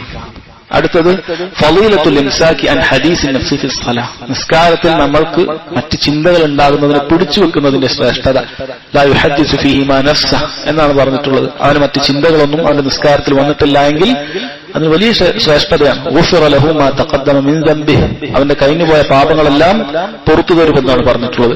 എന്നാൽ ഉലമാക്കൾ ഇങ്ങനെ നിസ്കാരത്തിൽ ചിന്തകൾ അധികരിച്ചു കഴിഞ്ഞാൽ അവന്റെ നിസ്കാരം ബാത്തിലാകുമോ അതല്ല സഹീഹാകുമോ എന്ന വിഷയത്തിൽ ഖിലാഫുണ്ട്. ചില ഉലമാക്കൾ പറഞ്ഞു കൂടുതലും ചിന്ത മറ്റെന്തെങ്കിലുമൊക്കെ ആയ നിസ്കാരം ബാത്തിലായി പോകും എന്ന് ചില ഉലമാക്കൾ പറഞ്ഞിട്ടുണ്ട്. എന്നാൽ ഇബ്നു ഉസൈമീൻ റഹിമഹുല്ലാഹ് അദ്ദേഹം പറയുന്നത് അത് ബാത്തിലാവുകയില്ല. ബാത്തിലാവുകയില്ല എന്ന് പറഞ്ഞാൽ നല്ല കൂലി കിട്ടുമെന്നല്ല അതിന്റെ അർത്ഥം. അവൻ മാറ്റി നിസ്കരിക്കേണ്ടതില്ല. പക്ഷെ അവന്റെ പ്രതിഫലം ഇങ്ങനെ കുറഞ്ഞുകൊണ്ടേയിരിക്കും. സല്ലല്ലാഹു അലൈഹി വസല്ലം പറഞ്ഞത് ചില ആളുകൾ നിസ്കരിക്കും, അവർക്ക് ചിലപ്പോൾ അതിന്റെ പ്രതിഫലം നേരെ പകുതി കിട്ടുകയുള്ളൂ. വേറെ ചില ആൾക്ക് 3-1, വേറെ ചില ആൾക്ക് 4-1, 5-1, 10-1 ഇങ്ങനെ കുറഞ്ഞുകൊണ്ടേയിരിക്കും. അപ്പോൾ നിസ്കാരത്തിൽ എത്രയാണോ നമ്മൾ അള്ളാഹുവിനെ കുറിച്ച് ചിന്തിക്കുന്നത്, നമ്മുടെ ശ്രദ്ധ നിസ്കാരത്തിലാവുന്നത്, അത്രയേ നമുക്ക് പ്രതിഫലം ലഭിക്കുകയുള്ളൂ. അപ്പോൾ അങ്ങനെയൊന്നും ചിന്തയില്ലാതെ നിസ്കരിച്ചു കഴിഞ്ഞാൽ നല്ല പ്രതിഫലവും കിട്ടും, ഈ പാപങ്ങൾ പൊറുക്കപ്പെടുക എന്നുള്ള കാര്യവും നമുക്ക് ലഭിക്കും. ഇങ്ങനെ നിസ്കാരം ബാത്തിലാവുകയില്ല ഇങ്ങനെ ചിന്തകൾ വന്നാൽ. എന്നാൽ ഒരാൾക്ക് എന്തെങ്കിലും രൂപത്തിൽ ചിന്തകൾ വന്നു ഉടൻ തന്നെ അയാൾ അതിനെതിരെ മുജാഹദത്തുൻ നഫ്സ് നടത്തി അതിനെങ്ങനെയെങ്കിലും ചിന്തിക്കാൻ പാടില്ല എന്ന് പറഞ്ഞ് അവന് ശ്രദ്ധ തിരിച്ചുവിട്ടാൽ അവനെ സംബന്ധിച്ചിടത്തോളം അവൻ ഈ ഹദീസിൽ നിന്നും പുറത്തു പോവുകയില്ല. ഇൻഷാ അല്ലാഹ് അവൻ ഈ ഹദീസിൽ പറയുന്ന പ്രതിഫലം ലഭിക്കുമെന്നാണ്. കാരണം അവൻ അതിൽ തുടർന്നു നിന്നിട്ടില്ല. ഈ ഉമ്മത്തിൽ അള്ളാഹു നൽകിയിട്ടുള്ള വലിയ ശ്രേഷ്ഠതയാണ്. നമുക്ക് വരുന്ന പെട്ടെന്നുള്ള ചിന്തകൾ അതിൽ നമ്മൾ പിടികൂടുകയില്ല. പക്ഷെ നമ്മൾ അതിന് സ്ഥിരത കൊടുക്കാൻ പാടില്ല. അങ്ങനെ എന്തെങ്കിലും മോശ ചിന്തകൾ വന്ന് ഉടനെ തന്നെ നമ്മൾ അവിടെ നിർത്തണം. അതിൽ തുടർന്നു പോകാൻ പാടില്ല. ചിന്തകൾ വന്നാൽ ഉടനെ തന്നെ ഈ ഹദീസ് ഓർമ്മിക്കുക. അങ്ങനെ ചിന്ത ഇല്ലാതെ നിസ്കരിച്ചു കഴിഞ്ഞാൽ എന്റെ കഴിഞ്ഞുപോയ എല്ലാ പാപങ്ങളും അല്ലാഹു സുബ്ഹാനഹു വ തആല പുറത്തു തരും എന്നുള്ളതാണ്. ആ കാര്യം നമ്മൾ മനസ്സിലാക്കുക. ഇനി അടുത്തത് ഈ പറയുന്ന തിന്മകൾ, ഇത് എല്ലാ പാപങ്ങളും, വൻപാപങ്ങളും ചെറുപാപങ്ങളും ഇതെല്ലാം പൊറുക്കപ്പെടുമെന്നുള്ളതാണ്. നമുക്കറിയാം, ഇങ്ങനെ നന്മകൾ ചെയ്തതുകൊണ്ട്, അമലുകൾ ചെയ്തതുകൊണ്ട് പറയപ്പെടുന്ന പാപങ്ങൾ പൊറുക്കും എന്ന് പറയപ്പെടുന്ന എല്ലാ ഹദീസുകളും അതുകൊണ്ട് ഉദ്ദേശിക്കുന്നത് ചെറുപാപങ്ങളാണ്. എന്താണ് ഉലമാക്കൾ അതിന് തെളിവായിട്ട് എടുത്തിട്ടുള്ളത്? നബി സല്ലല്ലാഹു അലൈഹി വസല്ലം പറഞ്ഞു, അസ്സലവാത്തുൽ ഖംസ്, 5 നേരത്തെ ഫർള് നിസ്കാരങ്ങൾ, വൽ ജുമുഅതു ഇലാ ജുമുഅ, ഒരു ജുമുഅ നിസ്കാരം മുതൽ അടുത്ത ജുമുഅ നിസ്കാരം വരെ, വറമളാനു ഇലാ റമളാൻ, ഒരു റമളാൻ മാസത്തിലെ നോമ്പ് അടുത്ത റമളാൻ മാസത്തിലെ നോമ്പ് വരെ, മുകഫിറാത്തുൻ ലിമാ ബൈനഹുമാ ഇദ്ജുതുനിബത്തിൽ കബായിർ, ഒരാൾക്ക് അവന്റെ പാപങ്ങൾ അല്ലാഹു പുറത്തു കൊടുക്കും. മജ്തുനിബത്തിൽ കബായിർ, അവൻ കബീറത്തുകൾ, വൻ പാപങ്ങൾ ഉപേക്ഷിച്ചവനാണ് എങ്കിൽ, വൻപാപങ്ങൾ ഉപേക്ഷിച്ച് അതിൽ നിന്ന് തൗബ ചെയ്ത ഒരു വ്യക്തിയാണ് എങ്കിൽ ഈ പറയുന്ന കാര്യങ്ങൾ, ഒരു നിസ്കാരം നമ്മൾ ഇശാ നിസ്കരിച്ചു, നാളെ ഫജ്ർ വരെയുള്ള ചെറിയ പാപങ്ങൾ എന്തെങ്കിലും സംഭവിച്ചാൽ ഈ 2 നിസ്കാരം നിസ്കരിച്ച വ്യക്തിക്ക് അള്ളാഹു പുറത്തു കൊടുക്കും. അപ്പൊ ഇവിടെ പറഞ്ഞിട്ടുള്ളത് വൻപാപങ്ങൾ ഉപേക്ഷിച്ചവന് എന്നാണ്. വൻപാപം അതിൽ പൊറുക്കപ്പെടുമെന്ന് പറഞ്ഞിട്ടില്ല. അപ്പോൾ ഏറ്റവും വലിയ അമലാണ് നിസ്കാരം. അതിനേക്കാളും വേറെ അമലില്ല. അപ്പൊ നിസ്കാരം കൊണ്ട് ഒരാൾക്ക് പൊറുക്കപ്പെടുന്ന ചെറിയ പാപങ്ങളാണെങ്കിൽ പിന്നെ വുളു കൊണ്ടും അതുപോലെയുള്ള മറ്റെല്ലാ സുന്നത്ത് നിസ്കാരങ്ങൾ കൊണ്ടും പറയപ്പെട്ടിട്ടുള്ള സുന്നത്തായ അമലുകൾ കൊണ്ടും പൊറുക്കപ്പെടുന്നത് ചെറിയ പാപങ്ങൾ തന്നെയായിരിക്കും. കാരണം ഫർളായ റമളാൻ മാസത്തെ മുമ്പ്, ഫർളായ ജുമുഅ, ഫർളായിട്ടുള്ള നിസ്കാരം, ഇതെല്ലാം ചെറിയ പാപങ്ങളാണ് പുറത്തു വരിക എന്ന് പറഞ്ഞത്. അതുകൊണ്ട് തന്നെ വൻപാപങ്ങളിൽ നിന്നും തൗബ ചെയ്ത വ്യക്തികൾക്ക് അല്ലാഹു സുബ്ഹാനഹു വ തആല അവരിൽ നിന്നും അറിയാതെ വന്നു പോകുന്ന ചെറിയ പാപങ്ങൾ ഇത് മുഖേന പുറത്തു വരും എന്ന് നമുക്ക് കാണാൻ സാധിക്കും. ഇനി അടുത്തൊരു ഫായിദായി അദ്ദേഹം പറഞ്ഞു, തസ്മിയത്തു അൽ വുളൂഇ ഗൈറു വാജിബ, വുളൂഇൽ ബിസ്മില്ലാഹ് എന്ന് തുടക്കത്തിൽ പറയുക വാജിബല്ല. അഥവാ ഒരാൾ മറന്നുപോയാൽ അയാൾ വുളൂ ശരിയാവുന്നതാണ് എന്നർത്ഥം. എന്നാൽ ഇബ്നു ബാസ് റഹിമഹുല്ലാഹി പോലുള്ള ആളുകൾ പറഞ്ഞു, ചില ഉലമാക്കൾ ഇത് വാജിബാണെന്ന് പറഞ്ഞതിനാൽ നിങ്ങൾ മറന്നു വുളൂ എടുക്കുന്ന എപ്പോഴെങ്കിലും ഓർമ്മ വന്നാൽ ഉടനെ ബിസ്മില്ലാ എന്ന് പറയാം. ചിലപ്പോ നമ്മൾ കൈ കഴുകാൻ നേരത്തായിരിക്കും ഓർമ്മ വരിക, അപ്പൊ ബിസ്മില്ലാ എന്ന് നിങ്ങൾ പറയുക, അപ്പോൾ നിങ്ങൾക്ക് ഓർമ്മ വന്നല്ലോ. എന്നാൽ അതിന് മുമ്പുള്ള ഭാഗങ്ങൾ അത് നമ്മൾ കഴുകേണ്ടതില്ല, ഇത് വാജിബല്ല. കാരണം ഈ ഹദീസിൽ ഈ വുളൂനെ ബിസ്മിയെ കുറിച്ച് പറഞ്ഞിട്ടില്ല. നബി സല്ലല്ലാഹു അലൈഹി വസല്ലം വുളൂ എടുത്ത രൂപം പൂർണ്ണമായി ഇദ്ദേഹം കാണിച്ചിട്ടുണ്ട്. തുടക്കത്തിൽ ബിസ്മി പറഞ്ഞു എന്നൊന്നും അദ്ദേഹം പറഞ്ഞിട്ടില്ല. എന്നാൽ ഒരു ഹദീസ് ഉണ്ട്, ലാ വുളൂഅ ലിമൻ ലം യദ്കുർ ഇസ്മല്ലാഹി അലൈഹി, അല്ലാഹുവിന്റെ ഇസ്മ പറഞ്ഞിട്ടില്ല എങ്കിൽ, ബിസ്മില്ലാ എന്ന് പറഞ്ഞിട്ടില്ല എങ്കിൽ അവന് വുളൂ ഇല്ല എന്ന് പറഞ്ഞ ഹദീസ് അത് പല ഉലമാക്കളും പറഞ്ഞത് അത് സ്വഹീഹല്ല. ഇമാം അഹ്മദ് റഹിമഹുല്ലാഹ് പറഞ്ഞു, ലാ യസ്ബുതു ഫീ ഹാദൽ ബാബി ഷൈ, ഈ അധ്യായത്തിൽ അത് വുളൂഇ ബിസ്മി വേണമെന്ന് പറയുന്ന അധ്യായത്തിൽ ഒരു ഹദീസും സ്ഥിരപ്പെട്ടിട്ടില്ല. അതുകൊണ്ട് അത് സുന്നത്താണ്, ഒരാൾ മറന്നുപോയാൽ കുഴപ്പമില്ല. എന്നാൽ ഇബ്നു ഉസൈമീൻ റഹിമഹുല്ലാഹ് പറയുന്നത്, ഓർമ്മയുണ്ടായിരിക്കെ ഒരാൾ മനഃപൂർവ്വം അത് ഉപേക്ഷിച്ചാൽ അത് വുളൂ ശരിയാവുകയില്ല എന്നാണ് ഇബ്നു ഉസൈമീൻ റഹിമഹുല്ലാഹ് പറഞ്ഞത്. അത് ഒരാൾക്ക് ഓർമ്മ ഉണ്ട് ബിസ്മി ചൊല്ലും, എന്നിട്ടും ചൊല്ലുന്നില്ല, മനഃപൂർവ്വം ഉപേക്ഷിച്ചു, അങ്ങനെ ഉപേക്ഷിച്ചാൽ അത് തെറ്റാണ് എന്നൊക്കെ ചില ഉലമാക്കൾ പറഞ്ഞിട്ടുണ്ട്. ഇബ്നു ഉസൈമീൻ റഹിമഹുല്ലാഹ് അല്ല, മറ്റു ചില ഉലമാക്കളാണ് അത് പറഞ്ഞിട്ടുള്ളത്. അഫ്വാൻ, അത് മനസ്സിലാക്കുക. അതുകൊണ്ട് ഓർമ്മയുണ്ട് എങ്കിൽ അത് നമ്മൾ നിർബന്ധമായും ബിസ്മി ചൊല്ലാൻ തന്നെ ശ്രമിക്കുക, മറന്നുപോയാൽ കുഴപ്പമില്ല. ഇനി അൽ ഖസ്ദു യുഅ്തബറു നിയ്യതൻ, നമ്മുടെ ചിന്ത, നമ്മുടെ ഉദ്ദേശം അത് തന്നെയാണ് നിയ്യത്ത്. വേറൊരു നിയ്യത്തും അവിടെ ചൊല്ലി പറയുന്നതായിട്ട് കാണിച്ചിട്ടില്ല.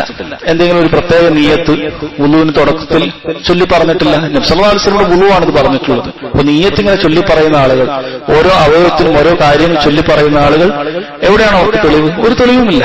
നബി സല്ലല്ലാഹു അലൈഹി വസല്ലം വുളൂ എടുക്കുന്നത് കൃത്യമായി പല സഹാബികളും നമുക്ക് കാണിച്ചു തന്നിട്ടുണ്ട്. അതുകൊണ്ട് തന്നെ പ്രത്യേകം ഒരു നിയ്യത്ത് ചൊല്ലി പറയൽ അത്യാവശ്യമേ ഇല്ല. കാരണം നിയ്യത്ത് എന്ന് പറഞ്ഞാൽ നമ്മുടെ ചിന്തയാണ്. നമ്മളിപ്പോ ഇശാ ബാങ്ക് കൊടുത്തു, നമ്മൾ നേരെ പോകുന്നത് അതെല്ലാവർക്കും അറിയാം, അത് വുളൂ എടുക്കാൻ വേണ്ടിയിട്ട് തന്നെയാണ്. ഇശാ നിസ്കരിക്കാനുള്ള വുളൂ എടുക്കാൻ വേണ്ടി തന്നെയാണ് അവൻ പോകുന്നത്. അതല്ലാതെ നമ്മൾ പൈപ്പ് തുറന്ന് വെള്ളം കഴുകുന്നത് തന്നെ അത് തന്നെയാണ് അവന്റെ നിയ്യത്ത്. അതല്ലാതെ ഒരു നിയ്യത്തില്ലാതെ ഒരാൾക്കൊരു പ്രവൃത്തി ചെയ്യാൻ സാധിക്കുകയില്ല. അതാണ് ഇബ്നു ഉസൈമീൻ റഹിമഹുല്ലാഹ് പറഞ്ഞത്. ചില ഉലമാക്കൾ പറഞ്ഞിട്ടുണ്ട്, ലൗ കല്ലഫന അല്ലാഹു അമലൻ ബിലാ നിയ്യ, നിയ്യത്തില്ലാതെ നീ ഒരു പ്രവൃത്തി ചെയ്യണമെന്ന് അല്ലാഹു നമ്മോട് കൽപ്പിച്ചിട്ടുണ്ടെങ്കിൽ ലകാന മിൻ തക്ലീഫി മാ ലാ യുതഖ, നമുക്ക് ചെയ്യാൻ പറ്റാത്തൊരു കാര്യം ഇപ്പൊ നിയ്യത്തില്ലാതെ പോയി നിസ്കരിക്കണം എന്ന് പറഞ്ഞാൽ അത് വലിയ പ്രയാസമാണ്. എങ്ങനെ ഇപ്പൊ നിയ്യത്തില്ലാതെ നിസ്കരിക്കാൻ സാധിക്കുക? നിയ്യത്തില്ലാതെ വുളു എടുക്കാൻ സാധിക്കാം. വുളു എടുക്കുമ്പോൾ തന്നെ നമ്മൾ ചിന്ത വരും ഇത് വുളുവാണ്, കുളിക്കുമ്പോൾ തന്നെ ചിന്ത വരും ഇത് വുളുവാണ്. അതുകൊണ്ടാണ് ഒരു കഥ അദ്ദേഹം കൊടുത്തിട്ടുള്ളത്. ഒരിക്കൽ ഇബ്നു അഖീൽ റഹിമഹുല്ലാഹ്, അദ്ദേഹം ഇമാം അഹ്മദിന്റെ അസ്ഹാബിൽപ്പെട്ട ആളാണ്, അദ്ദേഹത്തിന്റെ കൂടെയുള്ള ആളുകളിൽപ്പെട്ടതാണ്. ഒരിക്കൽ ഒരു വ്യക്തി ഇദ്ദേഹത്തിന്റെ അടുത്ത് വന്ന് പറഞ്ഞു, അയ്യുഹ ശൈഖ്, ഓ ശൈഖ്, ഇന്നി ദഹബ്തു അഗ്തസിലു മിൻ ജനാബ ഫീ നഹരി ദിജ്ല. ടൈഗ്രിസ് നദിയാണ് ദിജ്ല എന്ന് പറയുന്നത്. ആ ദിജ്ല പുഴയിൽ പോയി ഞാൻ ജനാബത്ത് കുളിച്ചു. വൻ ഗമസ്തു ഫീഹി, അതിൽ ഞാൻ മുങ്ങിക്കുളിച്ചു. വഖറജ്തു വലം അറനി തതഹർതു ലിഅന്നനി ലം അൻവി, ഞാൻ പുറത്തേക്ക് കുളിച്ച് പുറത്തേക്ക് എത്തി. ഞാൻ ശുദ്ധിയായതായി എനിക്ക് തോന്നുന്നില്ല, കാരണം ഞാൻ നിയ്യത്ത് വെച്ചിട്ടില്ല എന്ന് പറഞ്ഞു. ഇബ്നു അഖീൽ റഹിമഹുല്ലാഹ് പറഞ്ഞു, അറ അല്ലാ തുസല്ലി, എനിക്ക് തോന്നുന്നു നീ നിസ്കരിക്കേണ്ട ആവശ്യമില്ല എന്നാണ്. ഇയാൾ ജനാബത്ത് കുളിയുടെ കാര്യമാണ് പറഞ്ഞത്. ഇദ്ദേഹം പറഞ്ഞു, നീ നിസ്കരിക്കേണ്ടതന്നെ ആവശ്യമില്ല എന്നാണ് എനിക്ക് തോന്നുന്നത്. അയാൾ ചോദിച്ചു, ലീമ, എന്താ കാര്യം? ഇദ്ദേഹം പറഞ്ഞു, ലിഅന്ന നബി സല്ലല്ലാഹു അലൈഹി വസല്ലം ഖാല, നബി സല്ലല്ലാഹു അലൈഹി വസല്ലം പറഞ്ഞിട്ടുണ്ട്, റുഫിയൽ ഖലമു അൻ തലാസ, 3 ആളുകളുടെ മേലെ പേന ഉയർത്തപ്പെട്ടിട്ടുണ്ട്. അതിൽ പറഞ്ഞതാണ് അനിൽ മജ്നൂനി ഹത്താ യഫി, ഭ്രാന്തന് ഭ്രാന്ത് മാറുന്നതുവരെ അവൻ നിസ്കരിക്കേണ്ടതില്ല, അവൻ അമൽ ചെയ്യേണ്ടതില്ല എന്ന് പറഞ്ഞിട്ടുണ്ട്. ഇവിടെ ഭ്രാന്തനെ പോലെയാണ്. അയാൾ ഈ ടൈഗ്രിസ് നദിയിൽ പോയി മുങ്ങിക്കുളിച്ചു. എന്നിട്ട് അയാൾ പുറത്തെത്തിയിട്ട് അയാൾ പറഞ്ഞു, എനിക്ക് നിയ്യത്ത് വെച്ചിട്ടില്ല എന്നുള്ളത്. ഒരാൾ കഷ്ടപ്പെട്ട് ഒരു പുഴയിലേക്ക് പോയി അവിടെ മുങ്ങിക്കുളിച്ച് പുറത്തെത്തിയാൽ നിയ്യത്തില്ലാതിരിക്കും. അതുകൊണ്ടാണ് ഇബ്നു ഉസൈമീൻ റഹിമഹുല്ലാഹ് പറയുന്നത്, നിയ്യത്തിന്റെ വസ്വാസം കൊണ്ട് നടക്കുന്ന ആളുകൾ നിങ്ങൾ മനസ്സിലാക്കി, നിങ്ങൾ വുളു എടുക്കുന്നുണ്ടെങ്കിൽ അത് തന്നെയാണ് അതിന്റെ നിയ്യത്ത്. ഒരാൾ എഴുന്നേറ്റ് പൈപ്പിലെ വെള്ളമൊക്കെ പോയി പുഴയിലൊക്കെ മുങ്ങി അയാൾ ജനാബത്തുകാരനായിട്ട് പോയി കുളിച്ചിട്ടുണ്ടെങ്കിൽ പിന്നെ എന്ത് നിയ്യത്താണ് വേണ്ടത്? നമ്മൾ പറയുന്ന നിരുപാധികമല്ല. ഒരാൾക്ക് ജനാബത്തുകാരനായിട്ട് മേലെ ആരെങ്കിലും വെള്ളം കോരി വെച്ചാൽ അയാൾ ജനാബത്ത് ശരിയാവുകയില്ല, കാരണം അയാൾക്ക് അങ്ങനെ കുളിക്കണം നിയ്യത്തില്ല, വെള്ളം വേറൊരാൾ കോരി വെച്ചത്. ഇവിടെ ജനാബത്തുകാരനാണെന്ന് ബോധ്യത്തോടുകൂടി ഒരാൾ ഒരു പുഴയിലേക്ക് പോയി കുളിച്ച് തിരിച്ചു വന്നാൽ പിന്നെ എന്ത് നിയ്യത്താണ് ആവശ്യമുള്ളത്? അതുകൊണ്ട് ഇദ്ദേഹം പറഞ്ഞു, നീ ഇനിയിപ്പോ നിസ്കരിക്കേണ്ട ആവശ്യമില്ല, കാരണം നിന്റെ ബുദ്ധി തന്നെ ഇല്ലാതായി പോയി എന്നാണ് എനിക്ക് തോന്നുന്നത് എന്ന് പറഞ്ഞു. അതുകൊണ്ട് തന്നെ ആ രൂപത്തിൽ നിയ്യത്ത് നമ്മൾ ചൊല്ലി പറയേണ്ടതില്ല. നിയ്യത്ത് നമ്മുടെ മനസ്സിൽ എന്താണുള്ള ചിന്ത, അതിനാണ് അല്ലാഹു സുബ്ഹാനഹു വ തആല അതിന് നമുക്ക് പ്രതിഫലം നൽകുന്നത്. ഇതൊക്കെയാണ് ഈ ഹദീസിൽ അദ്ദേഹം ഫായിദകളായി കൊടുത്തിട്ടുള്ളത്. പല ഫായിദകളും നമ്മൾ നേരത്തെ പറഞ്ഞ കാര്യങ്ങളായതിനാൽ അത് ആവർത്തിച്ചിട്ടില്ല. ഇൻഷാ അല്ലാഹ് അടുത്ത ക്ലാസ്സിൽ നമുക്ക് അടുത്ത ഹദീസ് മനസ്സിലാക്കാം. അല്ലാഹു സുബ്ഹാനഹു വ തആല നമുക്ക് പഠിക്കുന്ന കാര്യങ്ങൾ അത് ഉൾക്കൊള്ളാനും ആളുകളിലേക്ക് എത്തിച്ചു കൊടുക്കാനുമുള്ള തൗഫീഖ് നൽകി അനുഗ്രഹിക്കുമാറാകട്ടെ. റബ്ബനാ തഖബ്ബൽ മിന്നാ ഇന്നക അൻതസ് സമീഉൽ അലീം വതുബ് അലൈനാ ഇന്നക അൻതത് തവ്വാബുർ റഹീം. റബ്ബനാ ആതിനാ ഫിദ് ദുനിയ ഹസന വഫിൽ ആഖിറതി ഹസനതൻ വഖിനാ അദാബൻ നാർ. والله أعلم وصلى الله على نبينا محمد وعلى آله وصحبه وسلم.